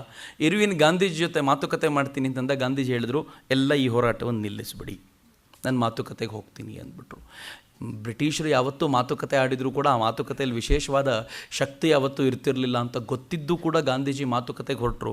ಮಾತುಕತೆಗೆ ಹೋದ ಪರಿಣಾಮ ಗಾಂಧೀಜಿ ಮಾತುಕತೆಯಲ್ಲಿ ಅತ್ಯಂತ ಕಡಿಮೆ ಲಾಭ ಪಡ್ಕೊಂಡ್ರು. ಆ ಲಾಭಗಳೆಂಥದ್ದು ಅಂದರೆ, ರಾಜಕೀಯ ಕೈದಿಗಳು ಯಾರು ಒಳಗಿದ್ದಾರೋ ಅವ್ರನ್ನ ಬಿಡ್ತೀವಿ, ಉಪ್ಪನ್ನು ಕರಾವಳಿಯ ಕೆಲವು ಭಾಗಗಳಲ್ಲಿ ತಯಾರು ಮಾಡ್ಕೊಳ್ಳಿಕ್ಕೆ ನಿಮ್ಗೆ ಅನುಮತಿ ಕೊಡ್ತೀವಿ, ಈ ಥರ ಸಣ್ಣ ಪುಟ್ಟದನ್ನು ಕೊಟ್ಟು ಒಂದು ದೊಡ್ಡ ಹೋರಾಟವನ್ನೇ ಮಟ್ಟ ಹಾಕ್ಬಿಟ್ರು. ಎಷ್ಟು ಹೊಟ್ಟೆ ಉರಿದಿರಬೇಕು ಇವರಿಗೆಲ್ಲ. ಸುಭಾಷ್ ಚಂದ್ರ ಬೋಸರು ಹೊರಗೇನೋ ಬಂದರು ನಿಜ, ಆದರೆ ಮನಸ್ಸಿನಲ್ಲಿ ತುಂಬ ನೋವಿತ್ತು ಅವರಿಗೆ, ಎಂಥ ಅನ್ಯಾಯ ಆಗೋಯ್ತಲ್ಲ ಅಂತ. ಸುಭಾಷ್ ಚಂದ್ರ ಬೋಸರು ಮತ್ತೊಂದಷ್ಟು ಚಟುವಟಿಕೆ ಮಾಡಿ ಮರು ವರ್ಷ ಮತ್ತೆ ಜನವರಿ 26ಕ್ಕೆ ಫ್ಲ್ಯಾಗ್ ಹಾಯ್ಸ್ಟ್ ಮಾಡಬೇಕು ಅಂತ ಮುಂದಕ್ಕೆ ಹೋದಾಗ ಮತ್ತೆ ಜೈಲಿಗೆ ಹಾಕಿಟ್ರು ಅವರನ್ನು. ಸುಭಾಷ್ ಚಂದ್ರ ಬೋಸರು ಈ ಬಾರಿ ಜೈಲಿನಲ್ಲಿದ್ದಾಗ ಈ ಬಾರಿ ಮತ್ತೊಂದು ವಿಶೇಷವಾದ ಘಟನೆ ನಡೀತು. ಈ ಬಾರಿ ಮತ್ತೆ ಗಾಂಧೀಜಿಯನ್ನು ಬ್ರಿಟಿಷರು ಪೂರ್ವಭಾವಿಯಾಗಿ ಬಂಧಿಸಿ ಜೈಲೊಳಗೆ ಹಾಕಿದರು. ಇದೇ ಥರದ ಒಂದು ಘಟನೆ ವಿಚಾರದಲ್ಲಿ ಗಾಂಧೀಜಿನ ಜೈಲಿಗೆ ಹಾಕಿದ ನಂತರ ಎಲ್ಲ ಸುಭಾಷರ ಥರದವರು, ಪಟೇಲ್ ಥರದವರು ಎಲ್ಲ ಜೈಲಿಗೆ ಹೋದ ನಂತರ ಹೋರಾಟ ಮಾಡೋರು ಯಾರೂ ಇಲ್ಲ ಕಾಂಗ್ರೆಸ್ ನಾಯಕರು ಅಂತ ಗೊತ್ತಾಗಿ ಇಡೀ ಭಾರತ ಸುಮ್ಮನಾಗೋಗಿತ್ತು. ಏನು ಮಾಡಬೇಕು ಅಂತ ಗೊತ್ತಿರಲಿಲ್ಲ. ಆ ಹೊತ್ತಿನಲ್ಲಿ ಇಡೀ ದೇಶ ಒಂದು 8-10 ದಿನಗಳ ಕಾಲ ಏನೂ ಮಾಡದೆ ಸುಮ್ಮನಿದ್ಬಿಟ್ಟಿತ್ತು.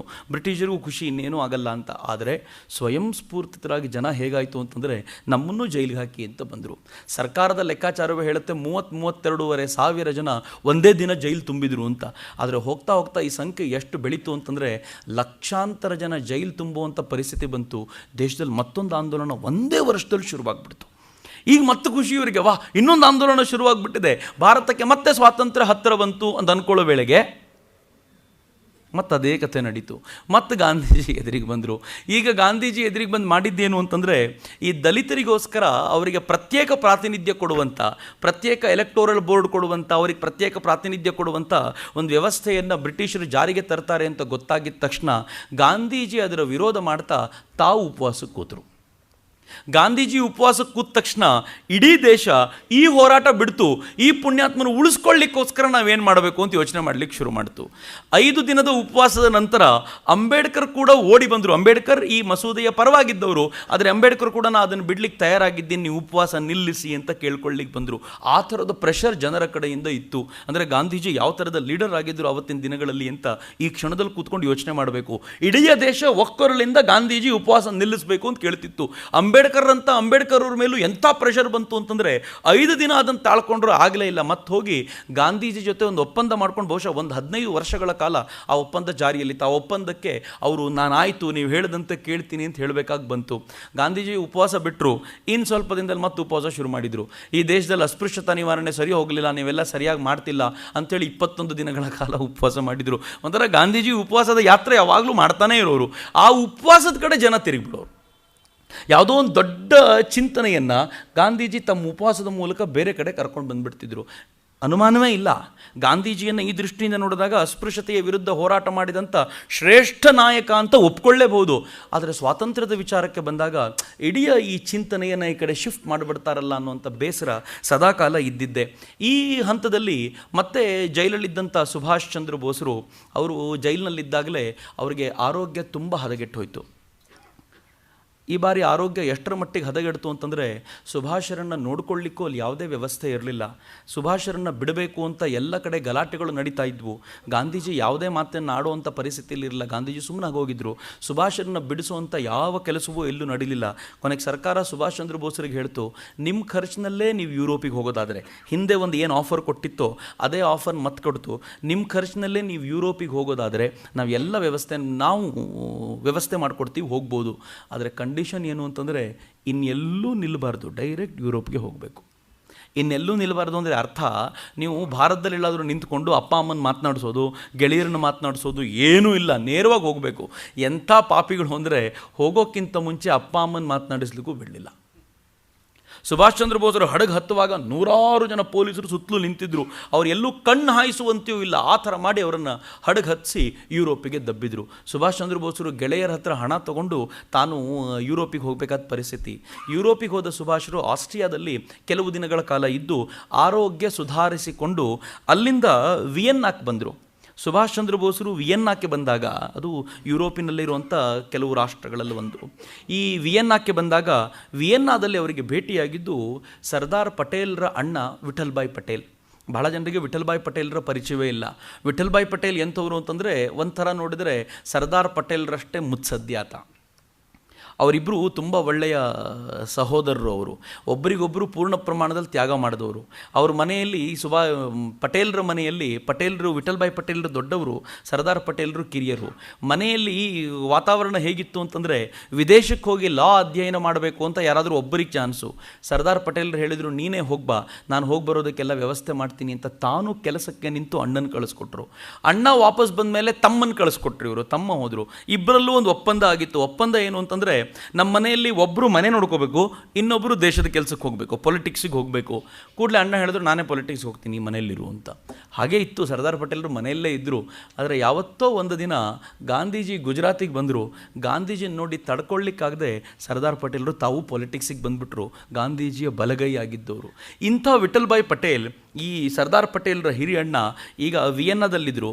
ವಿಯೆನ್ನಾದಲ್ಲಿ ಆರೋಗ್ಯ ಸರಿ ಇಲ್ಲ ಅಂತ ಅವರಿದ್ದಾಗ ಸುಭಾಷ್ ಚಂದ್ರ ಬೋಸರ ಸಂಪರ್ಕ ಅವರಿಗಾಯಿತು. ಸುಭಾಷ್ ಚಂದ್ರ ಬೋಸರನ್ನು ಮೊದಲಿಂದಲೂ ಗಮನಿಸ್ತಾ ಇದ್ದ ವಿಠಲ್ ಭಾಯ್ ಪಟೇಲ್ರಿಗೆ ಅಲ್ಲವ್ರ ಮಾತುಗಳನ್ನು ಹಂಚಿಕೊಳ್ಳಿಕ್ಕೆ ತುಂಬ ಅವಕಾಶ ಸಿಕ್ತು. ಬಹುಶಃ ಭಾರತದಲ್ಲಾದರೆ ಮಾತನಾಡಲಿಕ್ಕೆ ಆಗ್ತಿತ್ತೋ ಇಲ್ವೋ, ಆ ವಿಯೆನ್ನಾದಲ್ಲಿ ಯಾವುದೋ ಒಂದು ಹಾಸ್ಪಿಟಲ್ಲಿ, ಒಂದು ಮನೆಯಲ್ಲಿ ಅವ್ರು ಕೂತ್ಕೊಂಡು ಎಷ್ಟು ಮಾತನಾಡಿದರು ಅಂತಂದರೆ ಈ ದೇಶದ ನಾಯಕರ ಅನೇಕ ಸಮಸ್ಯೆಗಳನ್ನು ಕೂಡ ವಿಶ್ಲೇಷಣೆ ಮಾಡುವಷ್ಟರ ಮಟ್ಟಿಗೆ ಅವ್ರಿಗೆ ಮಾತು.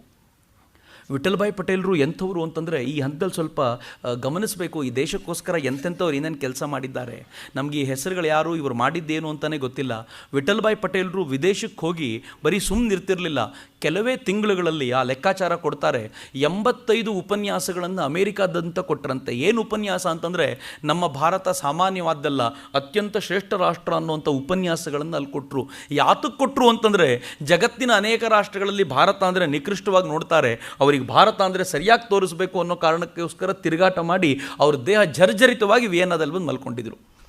ಅವ್ರನ್ನ ನೋಡ್ಕೊಳ್ಳಿಕ್ಕೆ ಸುಭಾಷರು ಅತ್ಯಂತ ಪ್ರೀತಿಯಿಂದ ಅವರು ಆರೈಕೆ ಮಾಡಿದರು.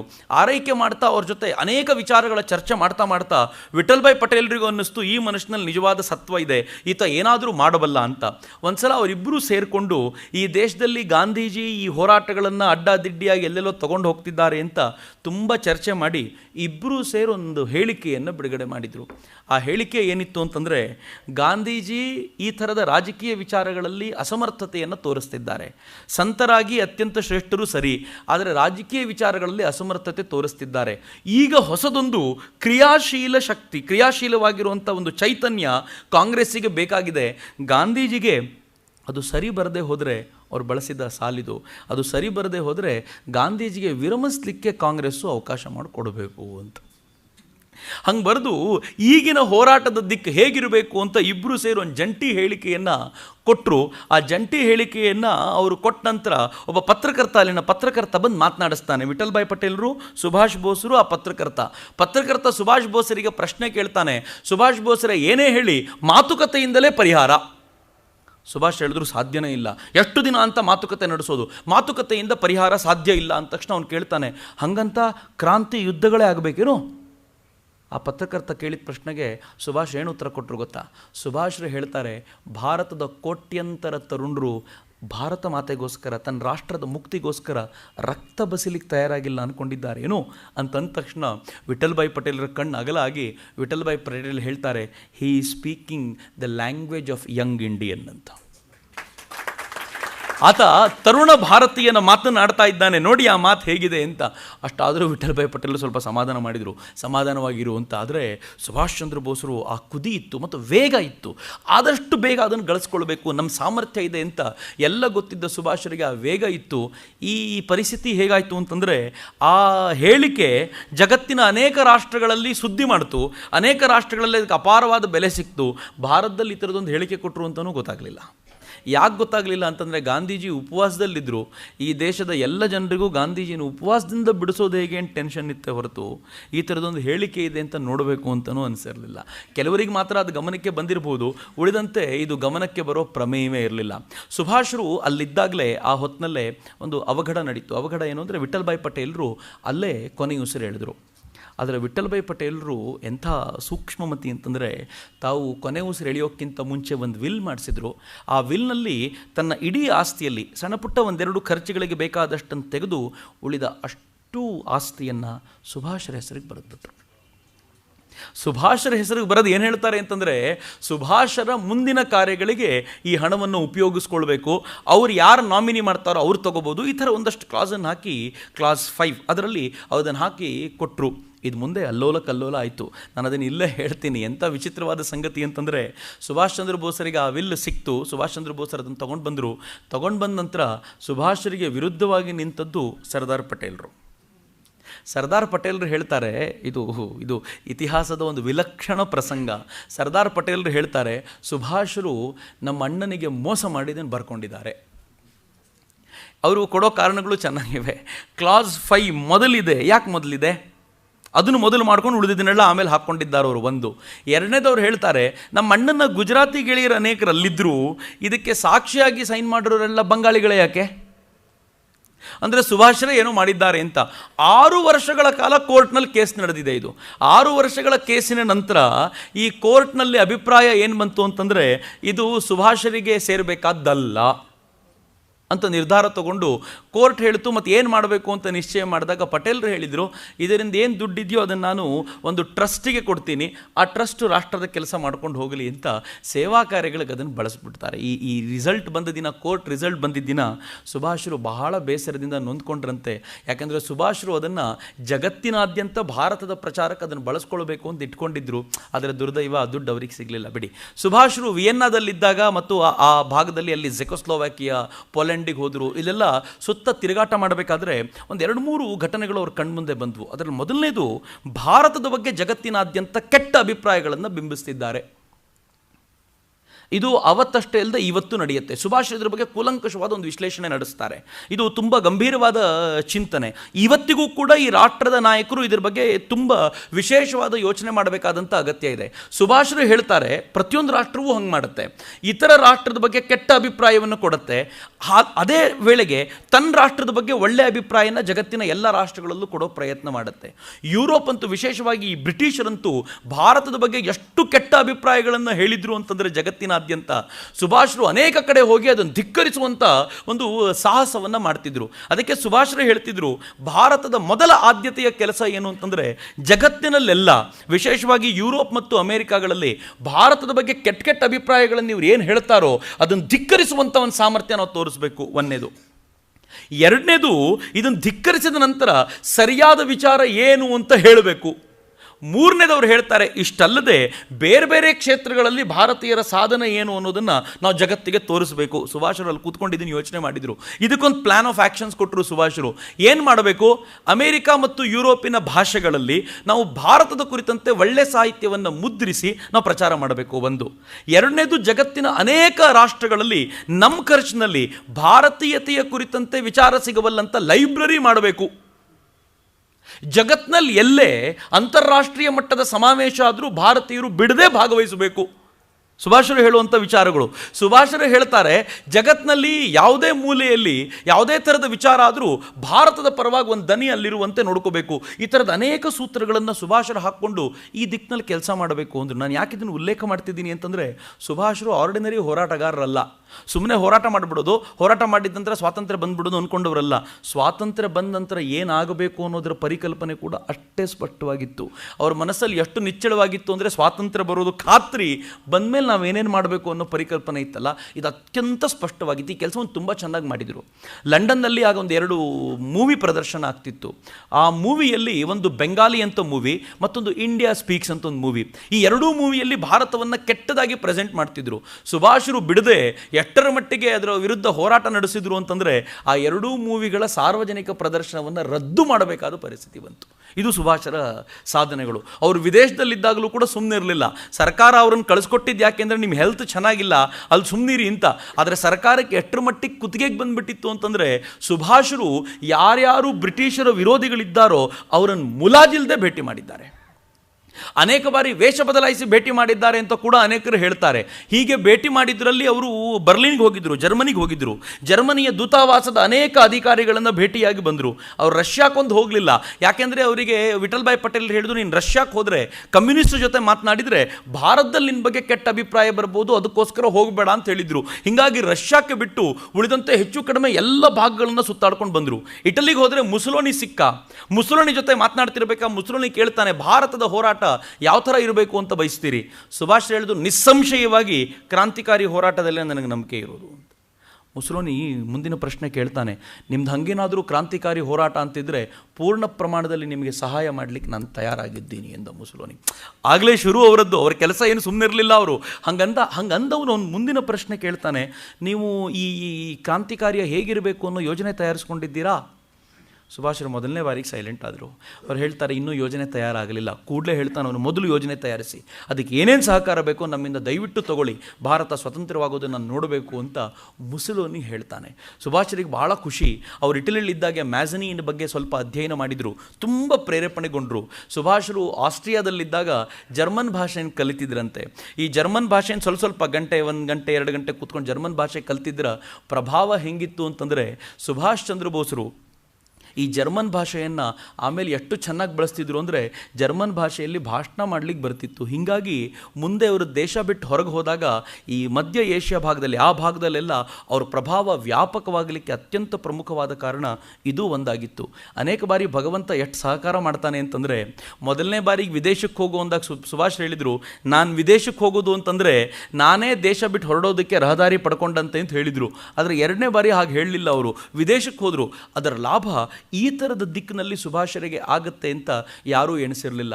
ಈ ಹೊತ್ತಿನಲ್ಲಿ ಸರಿಯಾಗಿ ಸುಭಾಷರಿಗೆ ಒಂದು ಪುಸ್ತಕ ಬರೆದರು, ಇಂಡಿಯನ್ ಸ್ಟ್ರಗಲ್ ಅಂತ ಪುಸ್ತಕ.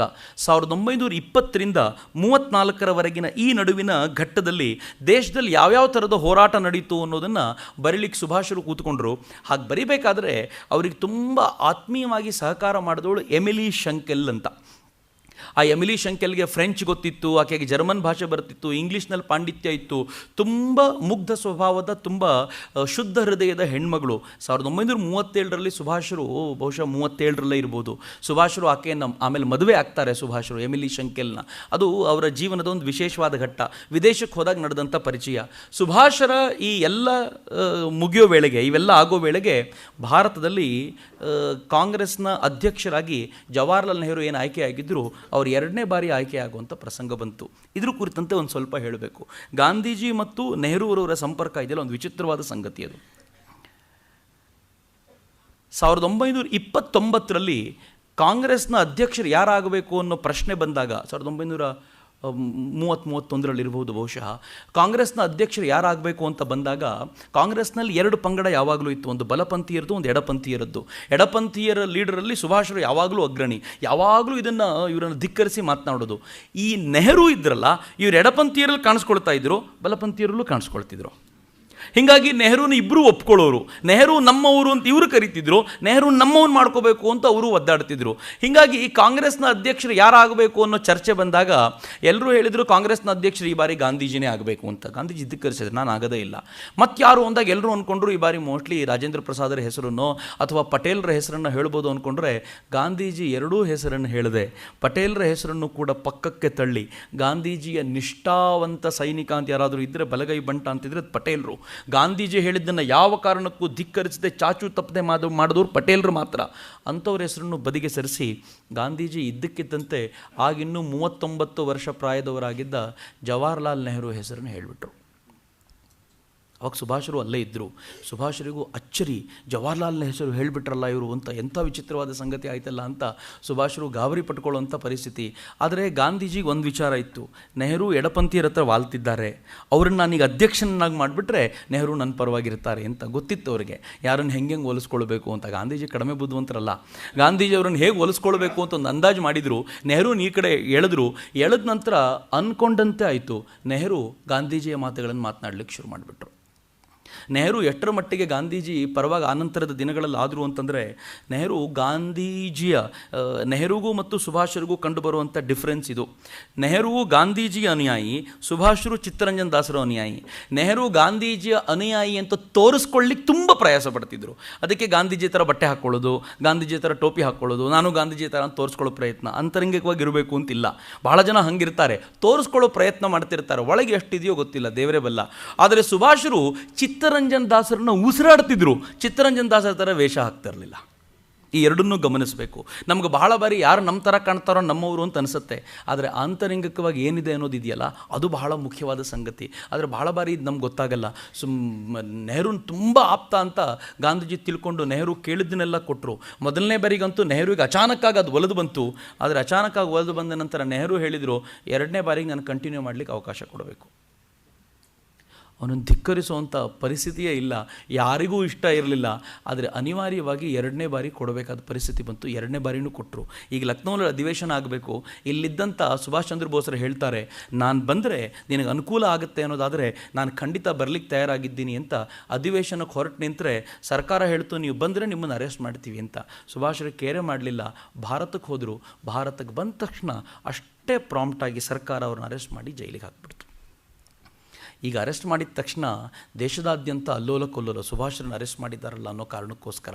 ಯಾವ ಥರದ ಪರಿಸ್ಥಿತಿ ಅಂದರೆ, ಸದನದಲ್ಲೂ ಗಲಾಟೆಯಾಗಿ ಸುಭಾಷ್ ಚಂದ್ರ ಬೋಸರನ್ನ ಬಿಡುಗಡೆ ಮಾಡಬೇಕು ಅಂತ ಹೇಳಿದರು. ಎಲ್ಲ ಹರತಾಳಗಳು ನಡೆದವು. ಕೊನೆಗೂ ಸುಭಾಷ್ ಚಂದ್ರ ಬೋಸರನ್ನ ಜೈಲಿನಿಂದ ಹೊರಗೆ ಬಿಟ್ಟರು. ಹೊರಗೆ ಬಿಟ್ಟ ನಂತರ ಸುಭಾಷ್ ಚಂದ್ರ ಬೋಸರು ಗಾಂಧೀಜಿ ಜೊತೆಗೆ ಸ್ವಲ್ಪ ಒಡನಾಟವನ್ನು, ರ್ಯಾಪೋರ್ಟ್ನ ಸ್ವಲ್ಪ ಸರಿ ಮಾಡಿಕೊಳ್ಳುವಂಥ ಪ್ರಯತ್ನ ಮಾಡಿದರು. ಈಗ ಸುಭಾಷರಿಗೂ ಅನಿಸಿತ್ತು, ಗಾಂಧೀಜಿ ಜೊತೆ ಸರಿಯಾಗಿದ್ದುಕೊಂಡೇ ನಮ್ಗೆ ಮಾಡಬೇಕಾದ ಕೆಲಸ ಮಾಡ್ಕೋಬೇಕು, ಇಲ್ಲಾಂದರೆ ಏನೂ ಉಪಯೋಗ ಇಲ್ಲ ಅಂತ ಸುಭಾಷರು ತಮ್ಮ ವ್ಯಕ್ತಿತ್ವದಲ್ಲಿ ಗಾಂಧೀಜಿಯ ಕುರಿತಂತೆ ಸ್ವಲ್ಪ ಬದಲಾವಣೆಗಳನ್ನು ತಂದುಕೊಂಡ್ರು. ಚೆನ್ನಾಗಿ ಮಾತನಾಡಿಸ್ತಾ ಇದ್ರು, ಸ್ವಲ್ಪ ಹತ್ತಿರಕ್ಕೆ ತಂದುಕೊಳ್ಳೋ ಪ್ರಯತ್ನ ಮಾಡ್ತಿದ್ರು. ಇದರ ಲಾಭವೂ ಆಯಿತು. ಮುಂದಿನ ವರ್ಷದ ಎಲೆಕ್ಷನ್ ಬಂದಾಗ, ಮುಂದಿನ ವರ್ಷ ಅಧ್ಯಕ್ಷರು ಯಾರಾಗಬೇಕು ಅನ್ನೋ ಸಂದರ್ಭದಲ್ಲಿ ಒಂದು ವಿಶೇಷವಾದ ಮೀಟಿಂಗ್ ಕರೆದಿದ್ರು. ಆ ಮೀಟಿಂಗ್ ಕಲ್ಕತ್ತಾದಲ್ಲೇ ಆಯಿತು. ಕಲ್ಕತ್ತಾದಲ್ಲಿ ಗಾಂಧೀಜಿ ಏನು ಮಾಡಿದರು, ಸುಭಾಷರ ಮನೆಯಲ್ಲೇ ಉಳ್ಕೊಂಡ್ರು. ಏನು ವಿಚಿತ್ರವಾದ ಸಂಗತಿ, ಒಬ್ರಿಗೊಬ್ಬರು ವೈರಿ ಅಂತ ಹೇಳ್ಕೊಳ್ಳೋದು. ಇಬ್ಬರು ಚೆನ್ನಾಗಿ ಮಾತನಾಡೋರು, ಆದರೆ ಸೈದ್ಧಾಂತಿಕವಾಗಿ ಇಬ್ಬರು ಬದ್ಧ ವೈರಿಗಳು ಅಂತ ಕರೆಯೋರು. ಅವ್ರ ಮನೆಯಲ್ಲಿ ಕೆಲವು ದಿನಗಳ ಕಾಲ ಗಾಂಧೀಜಿ ಇದ್ದಾಗ ಗಾಂಧೀಜಿ ಜೊತೆಗೆ ತುಂಬ ಚರ್ಚೆ ಮಾಡುವಂಥ ಅವಕಾಶ ಸಿಕ್ತು. ಮುಂದೇನಾಗಬೇಕು ಅಂತ ತುಂಬ ಚರ್ಚೆ ನಡೀತಿತ್ತು. ಎಲ್ಲರ ಒಕ್ಕೊರಲಿನ ಆಸೆ ಈ ಬಾರಿ ಅಧ್ಯಕ್ಷರು ಸುಭಾಷರಾಗಬೇಕು ಅಂತ. ಸುಭಾಷರು ತುಂಬ ತಲೆ ಕೆಡಿಸ್ಕೊಂಡಿರಲಿಲ್ಲ. ಸುಭಾಷ್ ಈ ಬಾರಿ ಮತ್ತೆ ಯುರೋಪಿಗೆ ಹೋದರು. ಯುರೋಪಿಗೆ ಹೋದವರು ಲೇಬರ್ ಪಾರ್ಟಿ ಮತ್ತು ಉಳಿದ ಪಾರ್ಟಿಗಳ ಜೊತೆಗೆ ವಿಶೇಷವಾದ ಚರ್ಚೆ ನಡೆಸಿ ತಮ್ಗೆ ಬೇಕಾದಂಥ ಕೆಲಸ ಮಾಡ್ಕೊಳ್ಳಿಕ್ಕೆ ಏನೇನು ಮಾಡ್ಬೋದು ಅಂತ ಚರ್ಚೆ ಮಾಡ್ತಿರ್ಬೇಕಾದ್ರೆ ಅವ್ರಿಗೊಂದು ವಿಶೇಷವಾದ ಸುದ್ದಿ ಬಂತು, ಕಾಂಗ್ರೆಸ್ಸು ಮುಂದಿನ ಅಧ್ಯಕ್ಷರನ್ನಾಗಿ ಸುಭಾಷರನ್ನು ಆರಿಸ್ಕೊಂಡಿದೆ ಅಂತ. ಬಹಳ ಖುಷಿಯಾದ ಸಂಗತಿ, ಇಡೀ ದೇಶಕ್ಕೆ ಖುಷಿ ಕೊಡುವಂಥ ಸಂಗತಿ. ಸುಭಾಷರೀಗ ಅಧ್ಯಕ್ಷರಾಗಿ ಕಾಂಗ್ರೆಸ್ನಂಥ ಒಂದು ದೊಡ್ಡ ಸಂಸ್ಥೆಯನ್ನು ಮುನ್ನಡೆಸುವಂಥ ಜವಾಬ್ದಾರಿಯನ್ನು ಹೆಗಲ ಮೇಲೆ ಹೊತ್ಕೊಂಡು ಅವರು ಭಾರತಕ್ಕೆ ಬರಬೇಕಾದ್ರೆ ಭಾಳ ಖುಷಿಯಾಗೋದು. ಆ ಭಾರತಕ್ಕೆ ಬರೋ ಆ ಪ್ರಮೇಯದಲ್ಲಿ ಈಗಾಗಲೇ ನೋಡಿ ಅವ್ರ ಜೊತೆ ಕೋರ್ಟ್ನಲ್ಲಿ ಪಟೇಲ್ರ ಗಲಾಟೆ ನಡೀತಿದೆ. ಆದರೆ ಪಟೇಲರು ಎಷ್ಟು ಶುದ್ಧ ಹೃದಯರು ಅಂತಂದರೆ, ಈಗ ಈ ಬಾರಿ ಅಧಿವೇಶನ ನಡೀತಾ ಇರೋದು ಪಟೇಲ್ರ ಕ್ಷೇತ್ರದಲ್ಲಿ. ಗುಜರಾತ್ನಲ್ಲಿ ನಡೀತಾ ಇರೋದು. ಅಧ್ಯಕ್ಷರು ಯಾರು ಅಂತಂದರೆ ಸುಭಾಷ್ ಚಂದ್ರ ಬೋಸರು. ಇವರ ಅಧ್ಯಕ್ಷತೆಯ ಈ ಕೆಲಸ ನಡೆಸಲಿಕ್ಕೋಸ್ಕರ ಎಲ್ಲ ವ್ಯವಸ್ಥೆಯನ್ನು ಮಾಡಬೇಕಾದವರು ಪಟೇಲರು. ಪಟೇಲರು ಎಂಥ ಅದ್ಧೂರಿ ವ್ಯವಸ್ಥೆಯನ್ನು ಮಾಡಿದರು ಅಂತಂದರೆ ಅಲ್ಲೂ ಸಾವಿರಾರು ಸಂಖ್ಯೆಯ ವಾಲಂಟಿಯರ್ಸ್ ಸೇರಿಕೊಂಡ್ರು. ಅತ್ಯಂತ ಅದ್ಭುತವಾದ 51ನೇ ಅಧಿವೇಶನ ಅಂತೆ ಕಾಂಗ್ರೆಸ್ದದು. 51 ಬಾಗಿಲುಗಳನ್ನು ಮಾಡಿದ್ರಂತೆ. ಆ ಅಧಿವೇಶನ ಊಹಿಸಬೇಕು ಹೇಗಿದ್ದಿರ್ಬೋದು ಅಂತ. ಎಲ್ಲ ಬಿದಿರ್ನಲ್ಲಿ ಹೊಸ ನಗರವನ್ನೇ ನಿರ್ಮಾಣ ಮಾಡಿದರು. ವಿಠಲ್ ಭಾಯ್ ನಗರ ಅಂತ ಅದಕ್ಕೆ ಹೆಸರು ಕೊಟ್ಟಿದ್ದರು. ಬಿದಿರ್ನಲ್ಲೇ ಪೂರ್ಣ ಪ್ರಮಾಣದಲ್ಲಿ ಎಲ್ಲದರ ನಿರ್ಮಾಣ ಆಗಿತ್ತು.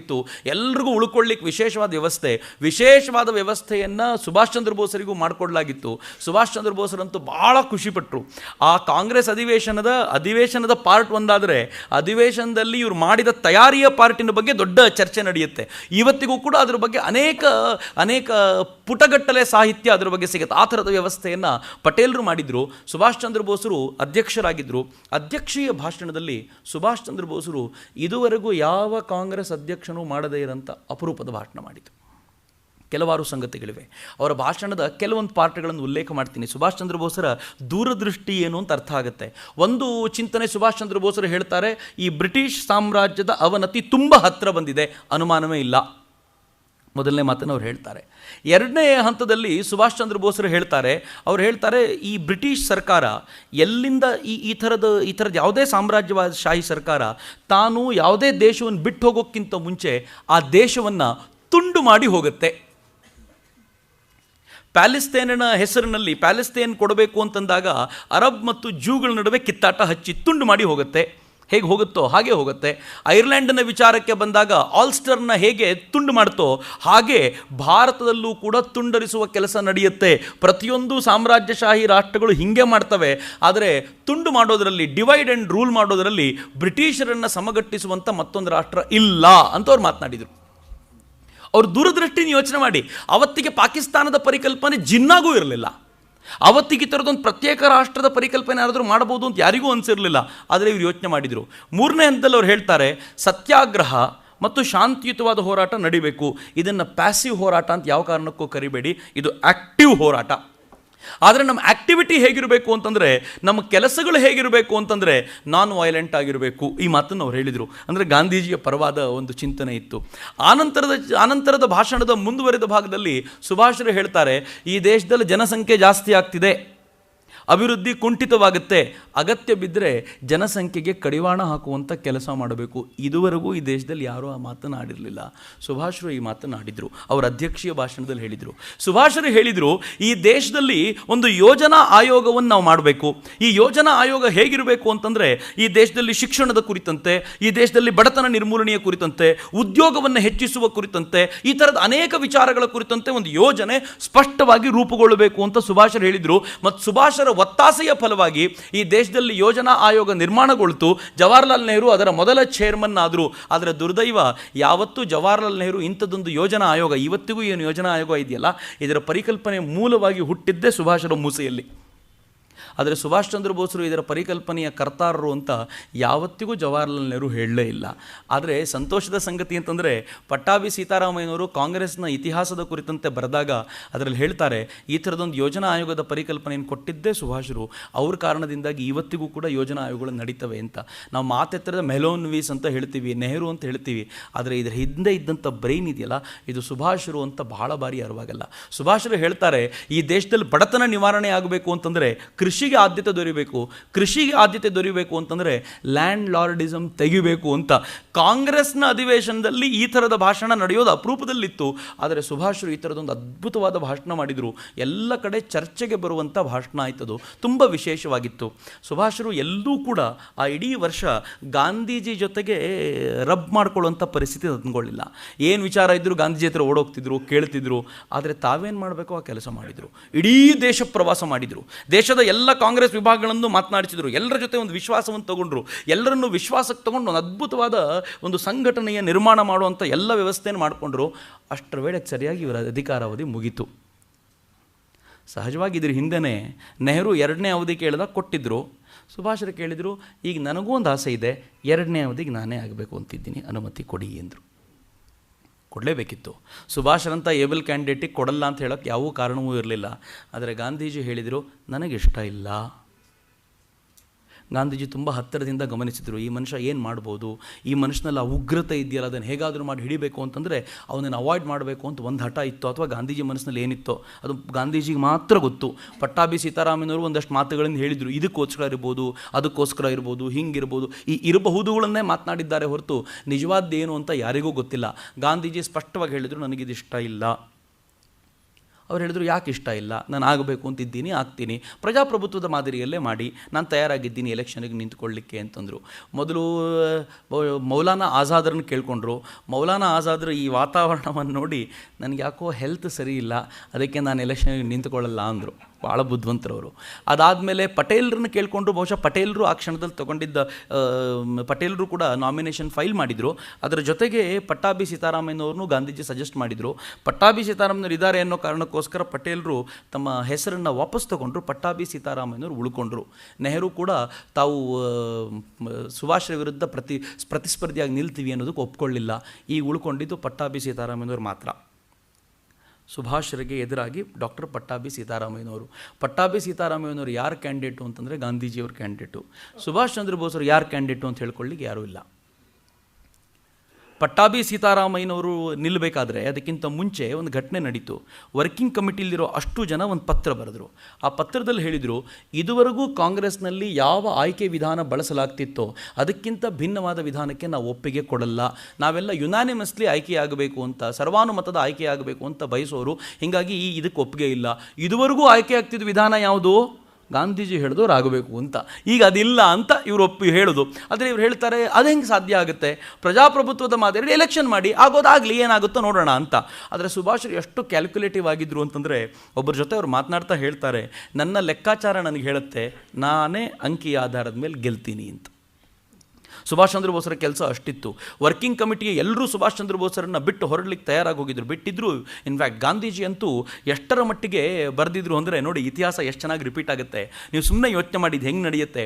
ಗಾಂಧೀಜಿ ಮೇಲೆ ಕೂತ್ಕೊಂಡು ಹರಿಜನದಲ್ಲಿ ಒಂದು ಆರ್ಟಿಕಲ್ ಬರೀತಾರಾಗ, ಆ ಆರ್ಟಿಕಲಲ್ಲಿ ಏನು ಬರೀತಾರೆ, ಸುಭಾಷರ ಬಗ್ಗೆಯೂ ಏನು ಬರಲ್ಲ, ಪಟ್ಟಾಭಿ ಸೀತಾರಾಮಯ್ಯನವ್ರ ಬಗ್ಗೆಯೂ ಏನು ಬರೆಯಲ್ಲ. ಗಾಂಧೀಜಿ ಹೇಳ್ತಾರೆ, ಇತ್ತೀಚೆಗೆ ಕಾಂಗ್ರೆಸ್ನಲ್ಲಿ ಅನುಶಾಸನ ಹಾಳಾಗಿ ಹೋಗ್ತಿದೆ.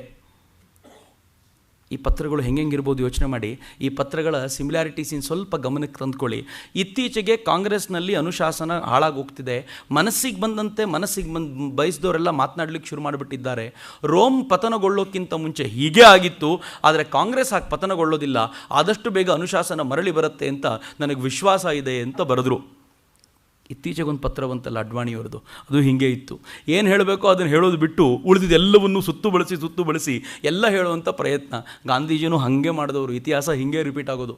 ಗಾಂಧೀಜಿ ಆ ಪತ್ರವನ್ನು ನೋಡಿ ಎಲ್ರಿಗೂ ಗೊತ್ತಾಯಿತು ಗಾಂಧೀಜಿ ಹೇಗೆ ಮಾಡಿದರು ಅಂತಂದರೆ, ಆನಂತರದ ದಿನಗಳಲ್ಲಿ ಅನೇಕ ಸುದ್ದಿ ಹೊರಗೆ ಬಂತು. ವರ್ಕಿಂಗ್ ಕಮಿಟಿಯವರು ವಿಧಾನದ ಬಗ್ಗೆ ಏನು ಮಾತನಾಡಿದ್ರೋ ಆ ಪತ್ರವನ್ನೂ ಬರೆದವರು ಗಾಂಧೀಜಿನೇ ಅಂತ. ಆ ಪತ್ರವನ್ನು ಬರೆದು ಅವ್ರ ಹತ್ರ ಸೈನ್ ಹಾಕ್ಸ್ಕೊಂಡು ಕೊಟ್ಟಿದ್ರು ಗಾಂಧೀಜಿ ಅಂತ. ಒಟ್ಟಾರೆ ಶತಾಯ ಗತಾಯ ಗಾಂಧೀಜಿ ನನಗೆ ಸುಭಾಷ್ ಬೇಡ ಅಂತ ಕೂತ್ಬಿಟ್ಟಿದ್ರು. ಹೀಗಾಗಿ ಪಕ್ಕಾ ಯುದ್ಧ ನಿರ್ಮಾಣ ಆಗೋಗಿತ್ತು, ಯುದ್ಧರಂಗ ನಿರ್ಮಾಣ ಆಗಿತ್ತು. ಒಂದು ಕಡೆ ಸುಭಾಷರು, ಮತ್ತೊಂದು ಕಡೆ ಗಾಂಧೀಜಿ. ಪಟ್ಟಾಭಿ ಸೀತಾರಾಮಯ್ಯನವರು ಅಲ್ವೇ ಅಲ್ಲ. ಈಗ ಪಟ್ಟಾಭಿ ಸೀತಾರಾಮಯ್ಯನವರು ಸೋತರೆ ಅದು ಪಟ್ಟಾಭಿ ಸೀತಾರಾಮಯ್ಯನವರು ಸೋಲಲ್ಲ, ಸ್ವತಃ ಗಾಂಧೀಜಿಯ ಸೋಲು ಅಂತ. ನಡೆದೇ ಬಿಡ್ತು ಎಲೆಕ್ಷನ್ ನಡೆದ ಮೇಲೆ ರಿಸಲ್ಟ್ ಬಂದಾಗ ಅಚ್ಚರಿಯಾಗಿತ್ತು. ಸುಭಾಷ್ ಚಂದ್ರ ಬೋಸರಿಗೆ 1580 ಓಟು ಬಂದಿತ್ತು. ಇವರಿಗೆ ಪಟ್ಟಾಭಿ ಸೀತಾರಾಮಯ್ಯನವರಿಗೆ 1375 ಓಟು ಬಂದಿತ್ತು. ಸಾಕಷ್ಟು ಓಟುಗಳಿಂದನೇ ಗೆದ್ದುಬಿಟ್ಟಿದ್ರು. ಇಡೀ ದೇಶ ಅಚ್ಚರಿಗೆ ಬಿತ್ತು, ಗಾಂಧೀಜಿ ಸೋತರಲ್ಲ ಅಂತ. ಗಾಂಧೀಜಿ ಆಗಲೂ ಅಡ್ಜಸ್ಟ್ ಮಾಡ್ಕೊಳ್ಬೋದಿತ್ತು, ಹೋಗಲಿ ಬಿಡಿ ಅಂತ ಹೇಳ್ಬೋದಿತ್ತು. ಆದರೆ ಗಾಂಧೀಜಿ ಹೇಳಿದರು, ಇದು ನನ್ನ ಸೋಲು, ನನ್ನ ಮೇಲೆ ವಿಶ್ವಾಸ ಇಲ್ಲ ಅನ್ನೋದರ ಸಂಕೇತ ಅಂತ. ಪ್ರಜಾಪ್ರಭುತ್ವ ರೀತಿಯಿಂದ ಇದನ್ನು ಒಪ್ಕೊಳ್ಬೇಕಿತ್ತು ಗಾಂಧೀಜಿ, ಆದರೆ ಗಾಂಧೀಜಿ ಒಪ್ಕೊಳ್ಳಿಲ್ಲ. ಇದು ನನ್ನ ಸೋಲು ಅಂತ ನಾನು ಸ್ವೀಕಾರ ಮಾಡ್ತೀನಿ ಅಂತ ಗಾಂಧೀಜಿ ಹೇಗೆ ಮಾಡಿದರು ಅಂತಂದರೆ, ಯಾರ್ಯಾರಿಗೆ ಇದರ ಮೇಲೆ ವಿಶ್ವಾಸ ಇಲ್ವೋ, ಸುಭಾಷ್ರ ಮೇಲೆ ವಿಶ್ವಾಸ ಇಲ್ವೋ, ಅವ್ರು ಕಾಂಗ್ರೆಸ್ಸನ್ನು ಬಿಟ್ಟು ಹೊರಗೆ ಬಂದುಬಿಡಿ ಅಂದರು. ಇದೆಂಥ ಪ್ರಸಂಗ ನೋಡಿ. ಓಟ್ ಹಾಕಬೇಕಾದ್ರೆ ನೀವು ಮುಚ್ಚಿ ಓಟ್ ಹಾಕಿಬಿಡ್ತೀರಿ, ಯಾರು ಹಾಕಿದ್ದೀರಿ ಅಂತ ಗೊತ್ತಾಗಲ್ಲ. ಈಗ ಹೊರಗೆ ಬರಲಿಲ್ಲ ಅಂತಂದರೆ ಇವನೇ ಗಾಂಧಿ ವಿರೋಧಿ ಅಂತ ಎಲ್ರಿಗೂ ಒಂದು ದ್ವಂದ್ವ ಶುರು ಆಗ್ಬಿಡ್ತು. ಮುಂದೇನು ಮಾಡಬೇಕು? ಗಾಂಧೀಜಿನ ಒಲಿಸಿಕೊಳ್ಳೋ ಪ್ರಯತ್ನಗಳು ಸಾಕಷ್ಟು ಆದವು. ಸುಭಾಷ್ ಚಂದ್ರ ಬೋಸರು ಬಿಡಲಿಲ್ಲ. ಸುಭಾಷ್ ಚಂದ್ರ ಬೋಸರ ಪರಿಸ್ಥಿತಿ ಹೇಗಿತ್ತು ಅಂತಂದರೆ, ಅಧಿವೇಶನ ನಡೆಯೋ ಹೊತ್ತಲ್ಲಿ ಆ ಹೊತ್ತಿಗೆ ಸರಿಯಾಗಿ ಅವರಿಗೆ ವಿಪರೀತವಾದ ಜ್ವರ ಬಂದಿತ್ತು. 103 ಡಿಗ್ರಿ ದಾಟ್ ಹೋಗಿತ್ತು. 104 ಡಿಗ್ರಿ ಹತ್ತಿರದ ಜ್ವರ. ಅವ್ರ ಕಾಲಿಡ್ಲಿಕ್ಕೆ ಆಗ್ತಿಲ್ಲ. ಆದರೆ ಎಲ್ಲರೂ ಹೇಳಿದರು, ಸುಭಾಷ್ ಚಂದ್ರ ಬೋಸರು ಕಾಂಗ್ರೆಸ್ಸನ್ನು ಎದುರಿಸೋದನ್ನು ತಪ್ಪಿಸ್ಕೊಳ್ಳಿಕ್ಕೋಸ್ಕರ ನಾಟಕ ಮಾಡ್ತಿದ್ದಾರೆ ಅಂತ. ಅವತ್ತಿನ ದಿನಗಳ ಆ ಘಟನೆಗಳನ್ನು ನೋಡಿದರೆ ನನಗೆ ನಾಚಿಕೆ ಆಗುತ್ತೆ ಇವತ್ತಿಗೂ ಕೂಡ ಕೂತ್ಕೊಂಡು. ಅವರು ಹೇಳ್ತಾರೆ, ಸುಭಾಷ್ ಚಂದ್ರ ಬೋಸರು ಡಾಕ್ಟರ್ ಸರ್ಟಿಫಿಕೇಟ್ನ ಪ್ರೊಡ್ಯೂಸ್ ಮಾಡಿದರು. ಸತ್ಯವಾಗಲೂ ನನಗೆ ಜ್ವರ ಇದೆಯಪ್ಪ ಅಂತ. ಅನೇಕ ಕಾಂಗ್ರೆಸ್ಸಿಗರು ಹೇಳಿದರು, ಅಯ್ಯೋ ಕೆಲವು ರೂಪಾಯಿ ಕೊಟ್ಟರೆ ಡಾಕ್ಟರ್ ಸರ್ಟಿಫಿಕೇಟ್ ಸಿಗಲ್ವಾ. ಸುಭಾಷ್ ಚಂದ್ರ ಬೋಸರು ಆ ಥರದ ಪರಿಸ್ಥಿತಿಯಲ್ಲಿ ಸ್ಟ್ರೆಚರ್ನಲ್ಲಿ ಬಂದು ತಾವು ಅಧಿವೇಶನದಲ್ಲಿದ್ದು ತಮ್ಮ ಭಾಷಣವನ್ನು ತಮ್ಮ ಅಣ್ಣನ ಕೈಲಿ ಓದಿಸಿದರು. ಯೋಚನೆ ಮಾಡಿ ಎಂಥ ಕಷ್ಟ ಕೊಟ್ಟುಬಿಟ್ಟಿರಬೇಕು ಸುಭಾಷ್ ಚಂದ್ರ ಬೋಸರಿಗೆ. ಭಾಳ ಬಾರಿ ಇದು ಈ ಘಟನೆ ತುಂಬ ಉಲ್ಲೇಖ ಆಗುತ್ತೆ. ಈ ಥರದ ಪರಿಸ್ಥಿತಿಗಳು ಸುಭಾಷ್ ಚಂದ್ರ ಬೋಸರಿಗೆ ತೀವ್ರವಾದ ಸಂಕಷ್ಟ ತಂದೊಡ್ಡದಂಥ ಪರಿಸ್ಥಿತಿ. ಸುಭಾಷ್ ಚಂದ್ರ ಬೋಸರು ಅಲ್ಲಿ ಒಂದು ಪುಟ್ಟವಾದ ಭಾಷಣ ಮಾಡಿದರು. ಆದರೆ ಆ ಭಾಷಣದ ನಂತರ ವರ್ಕಿಂಗ್ ಕಮಿಟಿ ಒಂದು ಹಾಕ್ಕೊಳ್ಬೇಕಲ್ಲ, ಆ ವರ್ಕಿಂಗ್ ಕಮಿಟಿ ಏನಿರಬೇಕು ಅನ್ನೋದನ್ನು ಸುಭಾಷ್ ಚಂದ್ರ ಬೋಸರು ನಿರ್ಧಾರ ಮಾಡಬೇಕು. ಇದು ಸಹಜ, ಹೌದು. ಒಬ್ಬನು ಕ್ಯಾಪ್ಟನ್ ನಿರ್ಧಾರ ಆದರೆ ತನ್ನ ಟೀಮ್ ಯಾವುದು ಬೇಕು ಅಂತ ಅವನು ನಿರ್ಧಾರ ಮಾಡ್ಕೋಬೇಕು. ಅವನಿಗೆಲ್ಲ ಸೆಲೆಕ್ಟರ್ ಕಮಿಟೀಸ್ ಕೂತ್ಕೊಂಡು ಇಂತಿಂಥವ್ರನ್ನೇ ಹಾಕ್ಕೋಬೇಕು ಅಂತ ಅಲ್ಲಿ ಜಾತಿ ಲೆಕ್ಕಾಚಾರ, ಅಲ್ಲಿ ಲಾಬಿ ಲೆಕ್ಕಾಚಾರ ಮಾಡಿದ್ರೆ ಆಗಲ್ಲ. ಚೆನ್ನಾಗಿ ಆಡೋರು ನಾನು ಹಾಕೋತೀನಿ, ನಾನು ಗೆದ್ದು ತೋರಿಸ್ತೀನಿ ಅಂತ ಹೇಳಬೇಕು ಅಷ್ಟೇ. ಸುಭಾಷ್ ಚಂದ್ರ ಬೋಸ್ ಹೇಳಿದ್ರು, ನನ್ನ ವರ್ಕಿಂಗ್ ಕಮಿಟಿ ನಾನು ಯೋಚನೆ ಮಾಡ್ತೀನಿ. ಆದರೆ ಉಳಿದವರೆಲ್ಲ ಹೇಳಿದ್ರು ಸಾಧ್ಯನೇ ಇಲ್ಲ. ಒಂದು ರೆಸೊಲ್ಯೂಷನ್ ಪಾಸ್ ಮಾಡಿದರು, ವರ್ಕಿಂಗ್ ಕಮಿಟಿ ಗಾಂಧೀಜಿ ಯಾರನ್ನು ಹೇಳ್ತಾರೋ ಅವರನ್ನೇ ಹಾಕ್ಕೋಬೇಕು ಅಂತ. ಎಲ್ಲರೂ ಒಪ್ಕೊಂಡ್ಮೇಲೆ ಸುಭಾಷರು ಏನು ಹೇಳುವಂತಿಲ್ಲ. ಸುಭಾಷರು ಆಯಿತು ಅಂತಂದರು. ಆದರೆ ಗಾಂಧೀಜಿ ಎಂಥ ಪುಣ್ಯಾತ್ಮರು ಅಂತಂದರೆ, ಅವರು ಆ ಟೈಮ್ನಲ್ಲಿ ಅಲ್ಲೇ ಇದ್ದಿದ್ದರೆ ಅವ್ರ ಹತ್ರನೇ ಹೋಗಿ ವರ್ಕಿಂಗ್ ಕಮಿಟಿ ಇಂತಿಂಥವ್ರನ್ನ ಹಾಕೋಬೋದಾ ಅಂತ ಕೇಳ್ಬೋದು. ಇದಾಗಲೇ ವರ್ಕಿಂಗ್ ಕಮಿಟಿಯಲ್ಲಿ ಎಲ್ಲ ವಯಸ್ಸಾದವರು ತುಂಬಿಕೊಂಡಿದ್ದರಿಂದ ಸುಭಾಷರಿಗೆ ತರುಣ ಜನಾಂಗವನ್ನು ಅಲ್ಲಿಗೆ ತರಬೇಕು ಅಂತ ಭಾಳ ಇಚ್ಛೆ ಇತ್ತು. ಗಾಂಧೀಜಿಗೆ ಒಪ್ಪಿಸಬೇಕು ಅಂತ ಪ್ರಯಾಸ ಪಟ್ಟರೆ ಗಾಂಧೀಜಿ ಸೇವಾಗ್ರಾಮದಲ್ಲಿ ಇರಲೇ ಇಲ್ಲ. ಗಾಂಧೀಜಿ ಗುಜರಾತಿನ ದೂರದಲ್ಲಿರುವಂಥ ರಾಜ್ಕೋಟಿಗೆ ಹೋಗಿ ಕೂತರು. ಅಲ್ಲೊಂದು ಸಣ್ಣದೇನೋ ಗಲಾಟೆ ನಡೆದಿತ್ತು ಅಲ್ಲಿನ ರಾಜನಿಗೂ ಮತ್ತು ಜನರಿಗೂ ಅಂತ. ಅದನ್ನು ನಾನು ಪರಿಹರಿಸಬೇಕು ಅಂತ ಅನೇಕ ದಿನಗಳ ಕಾಲ ಅಲ್ಲೋ ಕೂತ್ಬಿಟ್ರು. ಗಾಂಧೀಜಿ ಯಾರಿಗೂ ಸಿಗೋ ಪ್ರಮೇಯವೇ ಇರಲಿಲ್ಲ. ಗಾಂಧೀಜಿ ದೂರ ಉಳಿತು, ವರ್ಕಿಂಗ್ ಕಮಿಟಿಯು ತಯಾರಾಗಲಿಲ್ಲ. ಒಟ್ಟಾರೆ ಎಂಥ ಪರಿಸ್ಥಿತಿ ಅಂತಂದರೆ, ಗಾಂಧೀಜಿಯು ಇದನ್ನು ಸವಾಲಾಗಿ ಸ್ವೀಕರಿಸಿದರು. ಸುಭಾಷರನ್ನು ಓಡಿಸೋವರೆಗೂ ತಾನು ನೆಮ್ಮದಿಯಿಂದ ಇರಲ್ಲ ಅಂತ. ಸುಭಾಷರು ಪತ್ರ ಬರೆದರೆ ಗಾಂಧೀಜಿ ಹೇಳ್ತಾರೆ, ಆಯ್ತಪ್ಪ ನಿನ್ನ ವರ್ಕಿಂಗ್ ಕಮಿಟಿ ನೀ ಮಾಡ್ಕೋ. ಆ ವರ್ಕಿಂಗ್ ಕಮಿಟಿಗೆ ಉಳಿದವರೆಲ್ಲ ಸಮ್ಮತಿಸಿದರೆ ಮಾಡ್ಕೊಳ್ಳಿಕ್ಕೆ ನಂದೇನು ಅಭ್ಯಂತರ ಅಂತ. ಸುಭಾಷ್ ಹೇಳ್ತಾರೆ, ಇಲ್ಲ ನೀವು ಹೇಳಿದವರೇ ಆಗಬೇಕು ಅಂತ ಎಲ್ಲರೂ ಕೇಳಿದ್ದಾರೆ, ನಾನೇನೋ ತಯಾರು, ಆದರೆ ಹಂಗೆ ಆಗಲಿಲ್ಲ ಅಂತಂದರೆ ಯಾರೂ ಒಪ್ಕೊಳ್ಳಲ್ಲ ಅಂತ ನಂಗೆ ಗೊತ್ತಿದೆ, ನೀವೇನಾದರೂ ಮಾಡಿ ಅಂತ. ಗಾಂಧೀಜಿ ಯಾವುದಕ್ಕೂ ಸಮರ್ಥವಾದ ಉತ್ತರ ಕೊಡಲಿಲ್ಲ. ಫೈನಲಿ ಒಂದು ಹಂತಕ್ಕೆ ಬಂದಾಗ ಸುಭಾಷರಿಗೆ ಅನ್ನಿಸ್ತು, ನಾನು ಇಡೀ ವ್ಯವಸ್ಥೆನೇ ಹಾಳು ಮಾಡುವಂಥ ಪರಿಸ್ಥಿತಿಗೆ ಬಂದು ನಿಂತುಬಿಟ್ಟಿದೆ, ಹೀಗಾಗಿ ನಾನು ರಾಜೀನಾಮೆ ಕೊಡೋದು ಒಳ್ಳೆಯದು ಅಂತ ಪ್ರಜಾಪ್ರಭುತ್ವ ರೀತಿಯಿಂದ ಬಂದಂಥ ಸ್ಥಾನಕ್ಕೆ ಸುಭಾಷ್ ಚಂದ್ರ ಬೋಸರು ರಾಜೀನಾಮೆ ಕೊಟ್ಬಿಟ್ರು. ಸುಭಾಷ್ ಚಂದ್ರ ಬೋಸರಿಗೆ ಒಂದು ಬೇಸರ ಆ ಹೊತ್ತಿನಲ್ಲಿತ್ತು. ಆ ಬೇಸರ ಏನು ಅಂದರೆ, ಒಂದು ಕಡೆ ಪತ್ರದಲ್ಲಿ ಅವ್ರು ಹೇಳ್ಕೊಳ್ತಾರೆ, ಕೊನೆ ಪಕ್ಷ ಜವಾಹರ್ಲಾಲ್ ಆದರೂ ನನ್ನ ಜೊತೆಯಲ್ಲಿ ಇದ್ದಿದ್ದರೆ ನಾನು ಎಲ್ಲವನ್ನೂ ಫೇಸ್ ಮಾಡಿರ್ತಿದ್ದೆ, ಆದರೆ ಜವಾಹರ್ಲಾಲ್ ಕೂಡ ನನ್ನ ಜೊತೆ ಇರಲಿಲ್ಲ. ಆತ ನ್ಯೂಟ್ರಲ್ ಆಗಾದರೂ ಇದ್ದಿದ್ದರೆ ಏನಾದರೂ ಮಾಡ್ಬೋದಿತ್ತು. ಅವನು ಕೂಡ ಗಾಂಧೀಜಿ ಪಾಳಯದಲ್ಲಿ ನಿಂತ್ಕೊಂಡು ಕಲ್ಲು ಎಸೆಯೋಕ್ಕೆ ಶುರು ಮಾಡಿಬಿಟ್ಟ. ನನಗೆ ಅದರಿಂದ ಏನೂ ಮಾಡಲಿಕ್ಕೆ ಸಾಧ್ಯ ಆಗಲಿಲ್ಲ ಅಂತ.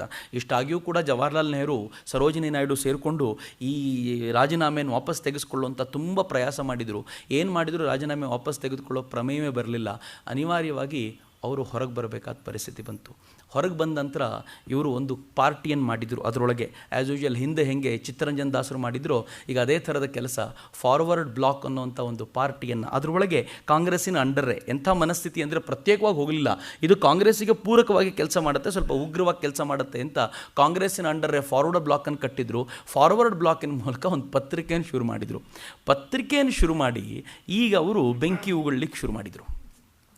ಈಗ ಅವ್ರ ಮಾತುಗಳು ಎಷ್ಟು ಕಟುವಾಗಿರ್ತಿತ್ತು ಅಂತಂದರೆ, ಕಾಂಗ್ರೆಸ್ ಏನಾದರೂ ತಪ್ಪು ಮಾಡಿದರೆ ಮುಲಾಜಿಲ್ಲದೆ ತಮ್ಮ ಪತ್ರಿಕೆಯಲ್ಲಿ ಬರೀತಿದ್ರು.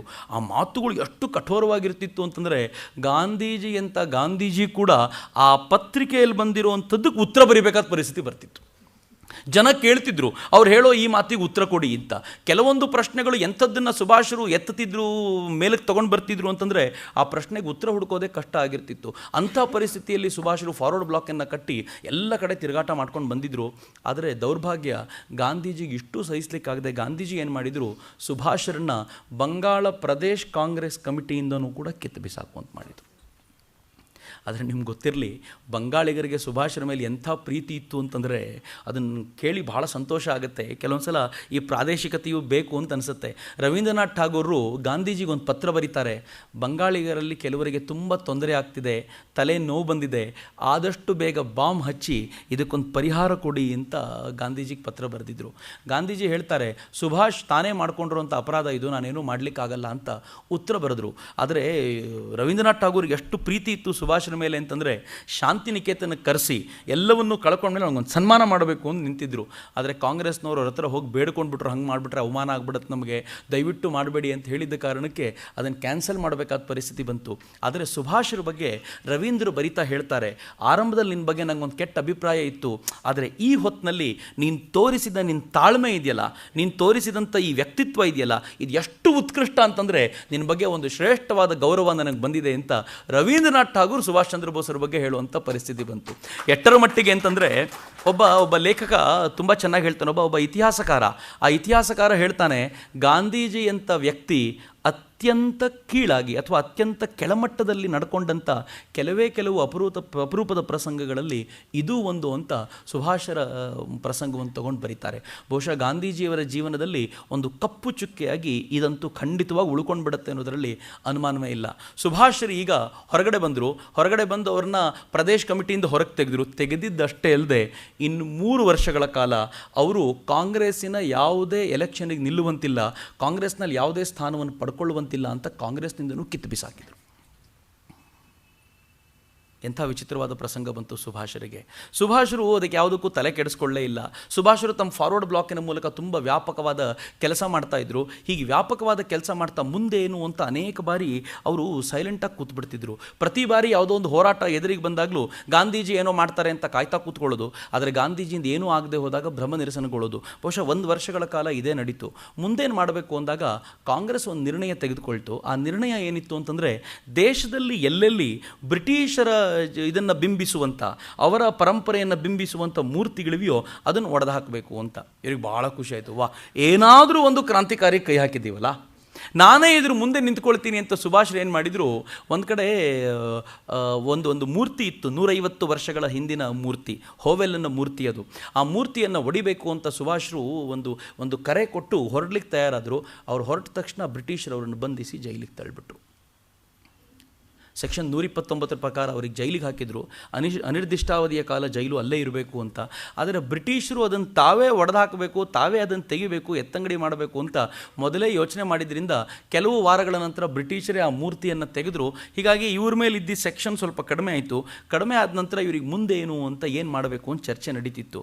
ಆದರೆ ಆ ಹೊತ್ತಿನಲ್ಲಿ ಜೈಲೊಳಗಿದ್ದ ಸುಭಾಷರಿಗೆ ಒಂದು ಸ್ಪಷ್ಟವಾದ ಕಲ್ಪನೆ ಬರ್ತಿತ್ತು, ಎಷ್ಟು ದಿನ ಅಂತ ಹೀಗೆ ಇರೋದು, ಹೌತಾತ್ಮ್ಯಕ್ಕೆ ಸಮಯ ಬಂದಿದೆ, ಸಾಯೋದಕ್ಕೆ ಸಮಯ ಬಂದಿದೆ, ಸಾಯೋದಕ್ಕೆ ಸಿದ್ಧನಾಗಬೇಕು ಅಂತ. ಸುಭಾಷರ ಮನಸ್ಸು, ನಾನು ಯಾವಾಗಲೂ ಮೊದಲನೇ ದಿನದಿಂದಲೂ ಹೇಳ್ತಿದ್ದೀನಿ, ಸುಭಾಷರ ಮನಸ್ಸು ಆಧ್ಯಾತ್ಮಿಕತೆಯ ಕಡೆ ತುಂಬ ಒಲವುಳ್ಳದ್ದು. ಅವ್ರು ಯಾವಾಗಲೂ ಆದಷ್ಟು ಬೇಗ ಆ ದಿಕ್ಕಿನತ್ತ ಹೋಗಬೇಕು ಅಂತ. ಆಧ್ಯಾತ್ಮದ ಒಲವು ಅಂತಂದರೆ ಈ ಪ್ರಾಪಂಚಿಕತೆಯಿಂದ ಮುಕ್ತಿ, ಪ್ರಾಪಂಚಿಕತೆಯ ಮುಕ್ತಿ ಅಂದರೆ ಅದೊಂಥರ ಸಾವು ಅಂತ. ಸುಭಾಷರು ಹೆಚ್ಚು ಕಡಿಮೆ ಸಾಯೋದಕ್ಕೆ ಸಿದ್ಧರಾಗಿದ್ದರು. ಈಗ ಸಾಯೋದಕ್ಕೆ ತಯಾರಾಗಿ ಏನಾದರೂ ಕೆಲಸ ಮಾಡಬೇಕು ಅಂತ ಅವ್ರು ಗಂಭೀರವಾಗಿ ಮನಸ್ಸಿನಲ್ಲಿ ಯೋಚನೆ ಮಾಡ್ತಿದ್ರು. ಆ ಯೋಚನೆಯ ಪ್ರಭಾವ ಹೇಗಿತ್ತು ಅಂತಂದರೆ, ದಿಲೀಪ್ ರಾಯ್ ಸುಭಾಷರನ್ನು ಒಂದ್ಸಲ ಭೇಟಿ ಮಾಡಿ ನೋಡಿ ಹೇಳ್ತಾನೆ, ಸುಭಾಷ್, ಕಳೆದ 8 ವರ್ಷಗಳಿಂದ ನಿನ್ನ ಕಣ್ಣಲ್ಲಿ ಕಾಣದೇ ಇರುವಂಥ ಅಪರೂಪದ ಬೆಳಕು ಇವತ್ತು ನಿನ್ನ ಕಣ್ಣಲ್ಲಿ ಕಾಣ್ತಿದೆ ಅಂತ. ಸುಭಾಷರ ಮುಖದಲ್ಲಿ ಒಂದು ವಿಶೇಷವಾದ ಶಕ್ತಿ ಬಂದುಬಿಟ್ಟಿತ್ತು. ಅವ್ರಿಗೇನೋ ಒಂದು ಒಳಗೆ ಒಂದು ವಿಶೇಷವಾದ ಶಕ್ತಿ ಆವಾಹನೆ ಆಗಿತ್ತು.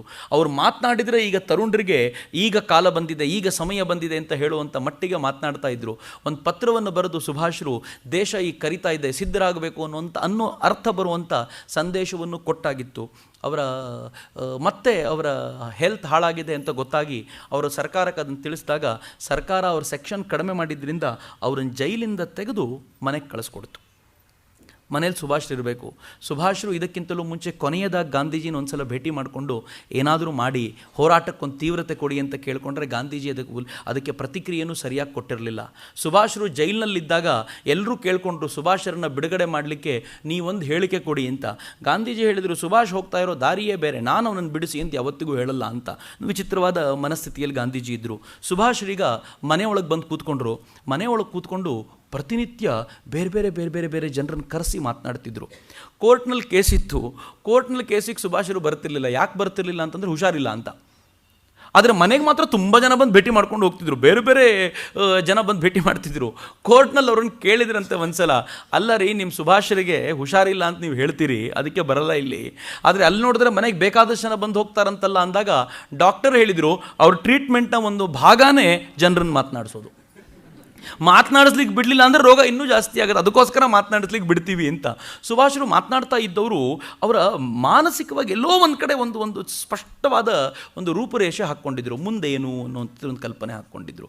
ಈ ಕಲ್ಪನೆ ಎಲ್ಲಿವರೆಗೂ ಹೋಗಿತ್ತು ಅಂದರೆ ಸುಭಾಷರಿಗೆ ತಾನು ಏನು ಮಾಡಬೇಕು ಹೇಗೆ ಅಂತ ಅವ್ರಿಗೆ ಆ ಕಲ್ಪನೆ ಮೂಡಲಿಕ್ಕೆ ಒಂದು ಸ್ಪಷ್ಟವಾದ ಚಿತ್ರಣ ಮೂಡಿಸ್ಲಿಕ್ಕೆ ಒಂದು ರೂಪುರೇಷೆ ಹಾಕ್ಕೊಟ್ಟವರು ಸಾವರ್ಕರ್.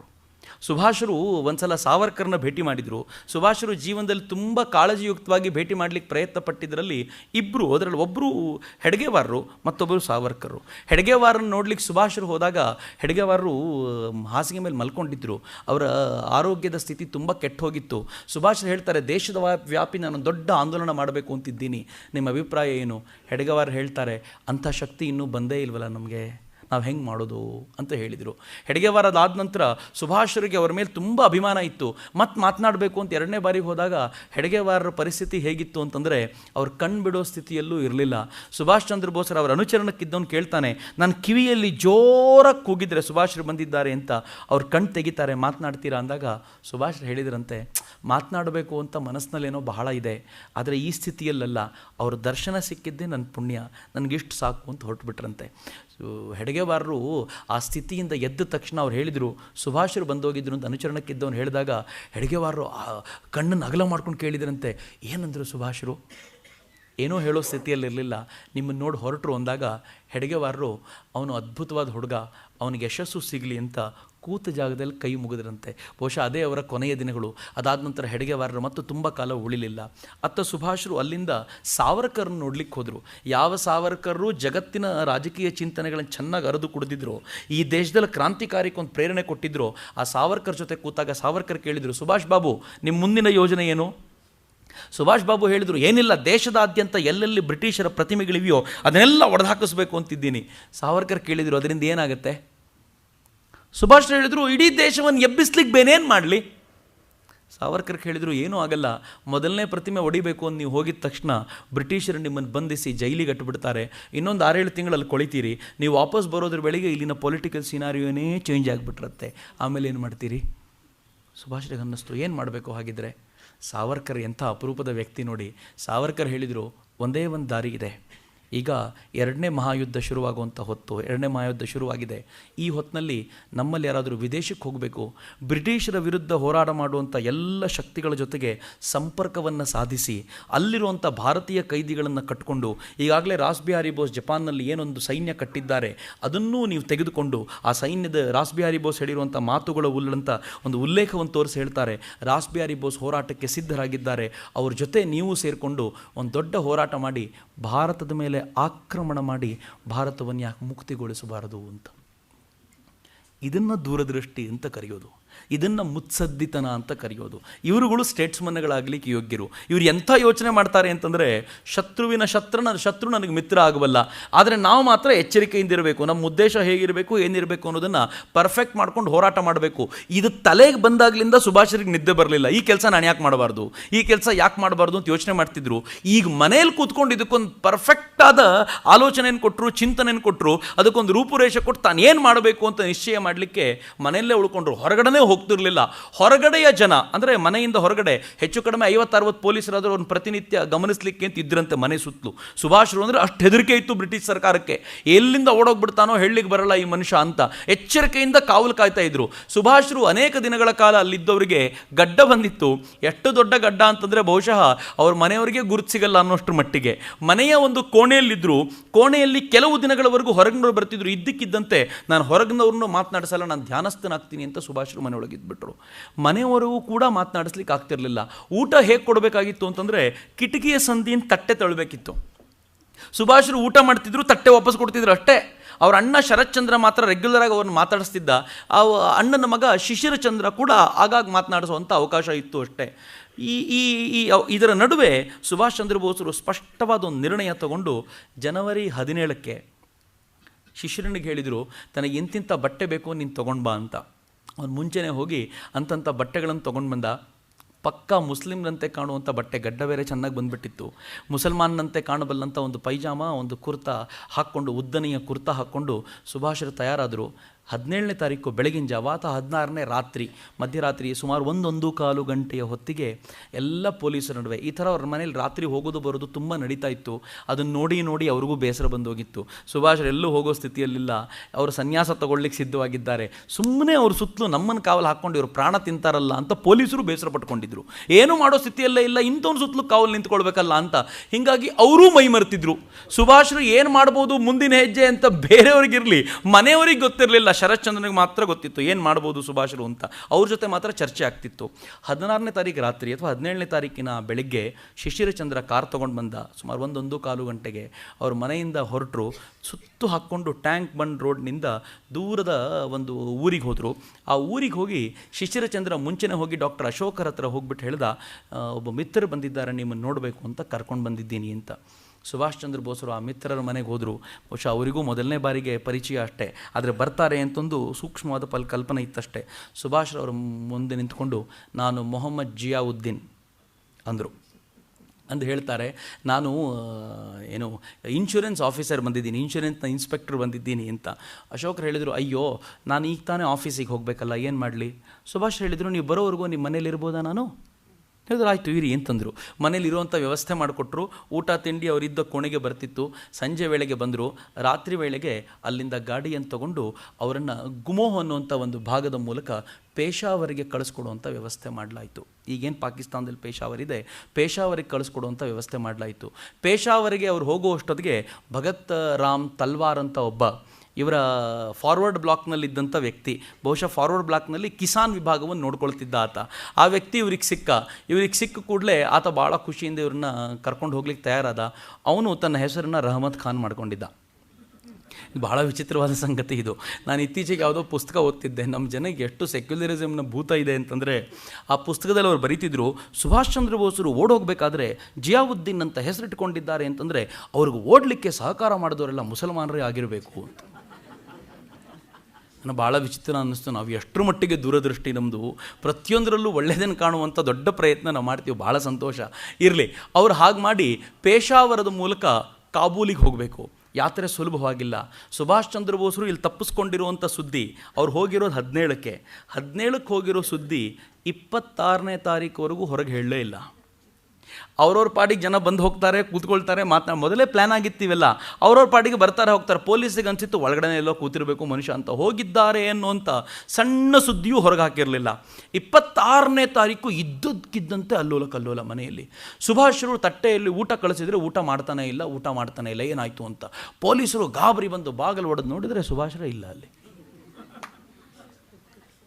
ಹೇಗಿರ್ಬೋದು ನೋಡಿ. ಸುಭಾಷರ ಬಗ್ಗೆ ಅನೇಕ ಕಲ್ಪನೆಗಳಿವೆಯಲ್ಲ, ಸುಭಾಷರು ಸತ್ತಿಲ್ಲ, ಸುಭಾಷರು ಹಂಗಾಗಿಲ್ಲ ಹಿಂಗಾಗಿಲ್ಲ.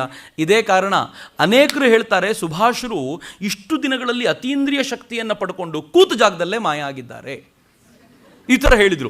ಕೆಲವರು ಹೇಳಿದರು ಸುಭಾಷರು ಮೋಸ್ಟ್ಲಿ ಮನೆ ಬಿಟ್ಟು ಹಿಮಾಲಯಕ್ಕೆ ತಪಸ್ಸಿಗೆ ಹೋಗಿರ್ಬೋದು. ಚಿಕ್ಕನ್ನಲ್ಲೇ ಓಡೋದವರು ಈಗಲೂ ಹಿಮಾಲಯಕ್ಕೆ ಹೋಗಿರ್ಬೋದು. ಸುಭಾಷರು ಪಾಂಡಿಚೇರಿಗೆ ಹೋಗಿ ಅರವಿಂದರ ಹತ್ರ ಸಾಧನೆಯಲ್ಲಿ ನಿರತರಾಗಿರ್ಬೋದು. ಸುಭಾಷರು ಸಾಧುಗಳನ್ನು ಹುಡ್ಕೊಂಡು ಹೋಗಿರ್ಬೋದು. ಸುಭಾಷರು ಹಂಗೆ ಮಾಡಿರ್ಬೋದು. ಕೆಲವರು ಹೇಳಿದರು ಸುಭಾಷರನ್ನು ಬ್ರಿಟಿಷರೇ ಅಪಹರಿಸ್ಕೊಂಡು ಕೊಂದಾಕ್ಬಿಟ್ಟಿದ್ದಾರೆ. ಇನ್ನೂ ಕೆಲವರು ಹೇಳಿದರು ಸುಭಾಷರು ಹೋಗಿದ್ದಾರೆ, ಒಂದಲ್ಲ ಒಂದಿನ ಅದ್ಭುತವಾದ ಕೆಲಸ ಮಾಡ್ತಾರೆ. ಎಷ್ಟು ಥರದ ಸುದ್ದಿಗಳು ಹಬ್ಬಿತು ಅಂತಂದರೆ, ಅವರ ಅಣ್ಣ ಶರಶ್ಚಂದ್ರನಿಗೆ ಒಂದು ಟೆಲಿಗ್ರಾಮ್ ಮತ್ತು ಮಹಾತ್ಮ ಗಾಂಧೀಜಿಯವ್ರದ್ದು ಹೇಳಿದ್ರು, ಸುಭಾಷರ ಬಗ್ಗೆ ಏನೇನೋ ಕೇಳ್ತಾ ಇದ್ದೀನಿ, ಸತ್ಯ ಏನು ಅಂತ ಹೇಳು ನನಗೆ ದಯವಿಟ್ಟು, ನಾನು ತಿಳ್ಕೊಳ್ಬೇಕು ಅಂತ ಇಚ್ಛೆ ಪಟ್ಟಿದ್ದೀನಿ ಅಂತ. ಅವರ ಅಣ್ಣ ರಿಪ್ಲೈ ಮಾಡಿದ, ನಿಜವಾಗ್ಲೂ ಏನು ಅಂತ ನಮಗೂ ಗೊತ್ತಿಲ್ಲ. ಆದರೆ ಸುಭಾಷ ಅವನ ಪರಿಸ್ಥಿತಿ ನೋಡಿದರೆ, ಅವನ ಬಟ್ಟೆ, ಅವನು ಇಲ್ಲಿ ಬಿಟ್ಟು ಹೋಗಿರೋದನ್ನೆಲ್ಲ ನೋಡಿದರೆ ಸನ್ಯಾಸಿಯಾಗೋ ದಿಕ್ಕಿನಲ್ಲಿ ಹೊರಟಿರ್ಬೋದು ಅಂತ ನಮಗನಿಸುತ್ತೆ ಅಂತ ದಾರಿ ತಪ್ಪಿಸ್ಲಿಕ್ಕೆ ಏನೇನು ಬೇಕೋ ಅಷ್ಟು ಮಾಡಿದರು. ಅಷ್ಟೊತ್ತಿಗೆ 17ರಿಂದ 26 ಅಂತಂದರೆ ನೀವು ಯೋಚನೆ ಮಾಡಿ, ಹೆಚ್ಚು ಕಡಿಮೆ 9 ದಿನ ಕಳೆದು ಹೋಗಿದೆ. ಅವರು ಪೇಶಾವರನ್ನು ದಾಟಿ ಕಾಬೂಲ್ಗೆ ಹೋಗಿಬಿಟ್ಟಿದ್ದಾರೆ. ಆದರೆ ಬ್ರಿಟಿಷರಂತೂ ಸುಭಾಷರು ಸನ್ಯಾಸಿಯಾಗ್ತಾರೆ ಅಂತ ನಂಬೋದಕ್ಕೆ ತಯಾರೇ ಇರಲಿಲ್ಲ. ಏನೋ ಮಾಡ್ತಾನೆ ಈ ಮನುಷ್ಯ ಅಂತ ಹುಚ್ಚಿತ್ತು. ಎಲ್ಲ ಕಡೆ ಹಬ್ಬಿಸಿದ್ರು. ಆದರೆ ಎಲ್ಲಿ ಅಂತ ಹುಡ್ಕೋದು ಈ ಮನುಷ್ಯನ, ಎಲ್ಲಿಗೆ ಹೋಗಿರ್ಬೋದು ಅಂತ ಹುಡ್ಕೋದು. ಸುಭಾಷರು ಪೇಶಾವರದಿಂದ ಕಾಬೂಲಿಗೆ ಹೋಗಬೇಕಾದ್ರೆ ದೊಡ್ಡ ಸಮಸ್ಯೆ ಎದುರಾಗ್ಬಿಡುತ್ತೆ ಅವರಿಗೆ. ಸಮಸ್ಯೆ ಏನು ಅಂದರೆ, ಅಲ್ಲಿನ ಭಾಷೆ ಪುಶ್ತೂನ್, ಇವ್ರಿಗೆ ಬರಲ್ಲ. ಇವ್ರಿಗೆ ಸ್ವಲ್ಪ ಕಾಬೂಲು, ಅಫ್ಘಾನಿಸ್ತಾನ ಅದಾಗಲೇ ಬ್ರಿಟಿಷರ ಜೊತೆಗೆ ಸಂಬಂಧ ಚೆನ್ನಾಗಿಟ್ಕೊಂಡಿರುವಂಥದ್ದು. ಒಬ್ಬನಿಗೆ ಗೊತ್ತಾದರೂ ಕೂಡ ಬ್ರಿಟಿಷರಿಗೆ ಹಿಡಿದು ಕೊಟ್ಬಿಡ್ತಾರೆ, ಗೌರ್ಮೆಂಟ್ ಆಫ್ ಇಂಡಿಯಾ ಕೊಟ್ಬಿಡ್ತಾರೆ. ಅಲ್ಲಿ ಕತೆ ಮುಗೀತು. ಅದಕ್ಕೆ ಪುಶ್ತೂನು ಬರಲ್ಲ. ಏನು ಮಾಡಬೇಕು ಇವರು? ಅದಕ್ಕೆ ಪಕ್ಕದಲ್ಲಿದ್ದ ರೆಹಮತ್ ಖಾನ್ ಹೇಳ್ದ, ಇವ್ರು ನನ್ನ ಚಿಕ್ಕಪ್ಪ, ಇವ್ರ ಹೆಲ್ತ್ ಚೆನ್ನಾಗಿಲ್ಲ, ಅದಕ್ಕೋಸ್ಕರ ನಾನು ಅಡ್ಡಾ ಶರೀಫ್ ಅನ್ನುವಂಥ ಕ್ಷೇತ್ರಕ್ಕೆ ಕರ್ಕೊಂಡು ಬಂದಿದ್ದೀನಿ ಇವರನ್ನು, ಮೂಗ ಪಾಪ ಅಂದರು. ಸುಭಾಷರು ಮೂಗನಾಗಿ ಬಿಹೇವ್ ಮಾಡಿದರು, ಮೂಗನಾಗಿ ಕಾಬೂಲಲ್ಲಿ ಹೋಗಿ ಉಳ್ಕೊಂಡ್ರು. ಆದರೆ ಈಗ ದೌರ್ಭಾಗ್ಯ ಏನು ಅಂದರೆ, ಕಾಬೂಲಲ್ಲಿ ಯಾರನ್ನು ಭೇಟಿ ಮಾಡಬೇಕು ಅಂತ ಗೊತ್ತಿಲ್ಲ, ಯಾರನ್ನು ಮಾತನಾಡಿಸ್ಬೇಕು ಅಂತ ಗೊತ್ತಿಲ್ಲ, ಭಾರತದೊಳಗಿನ ವ್ಯವಸ್ಥೆ ಹೆಂಗೋ ಮಾಡ್ಕೊಂಡಿದ್ದಾರೆ, ಇಲ್ಲಿಂದ ಆಚೆಗೆ ಹೋಗೋದು ಹೆಂಗೆ ಅಂತ ಗೊತ್ತಿಲ್ಲ. ಸುಭಾಷರಿಗೆ ಅರ್ಜೆಂಟು ಕಾಬೂಲಿಂದ ಆದಷ್ಟು ಬೇಗ ಆಚೆಗೆ ಹೋಗಬೇಕು, ರಷ್ಯಾಗಾದರೂ ಸರಿ, ಮಾಸ್ಕೋಗೆ ಹೋಗ್ಬಿಟ್ಟು ಅಲ್ಲಿಂದ ತಪ್ಪಿಸ್ಕೊಳ್ಳೋ ವ್ಯವಸ್ಥೆ ಮಾಡ್ಕೋಬೇಕು. ಏನು ಮಾಡಬೇಕು ಅಂತ ಯಾರ್ಯಾರನ್ನೋ ಕಾಂಟ್ಯಾಕ್ಟ್ ಮಾಡೋ ಪ್ರಯತ್ನ ಮಾಡ್ತಿದ್ದಾರೆ, ಏನೂ ಇಲ್ಲ.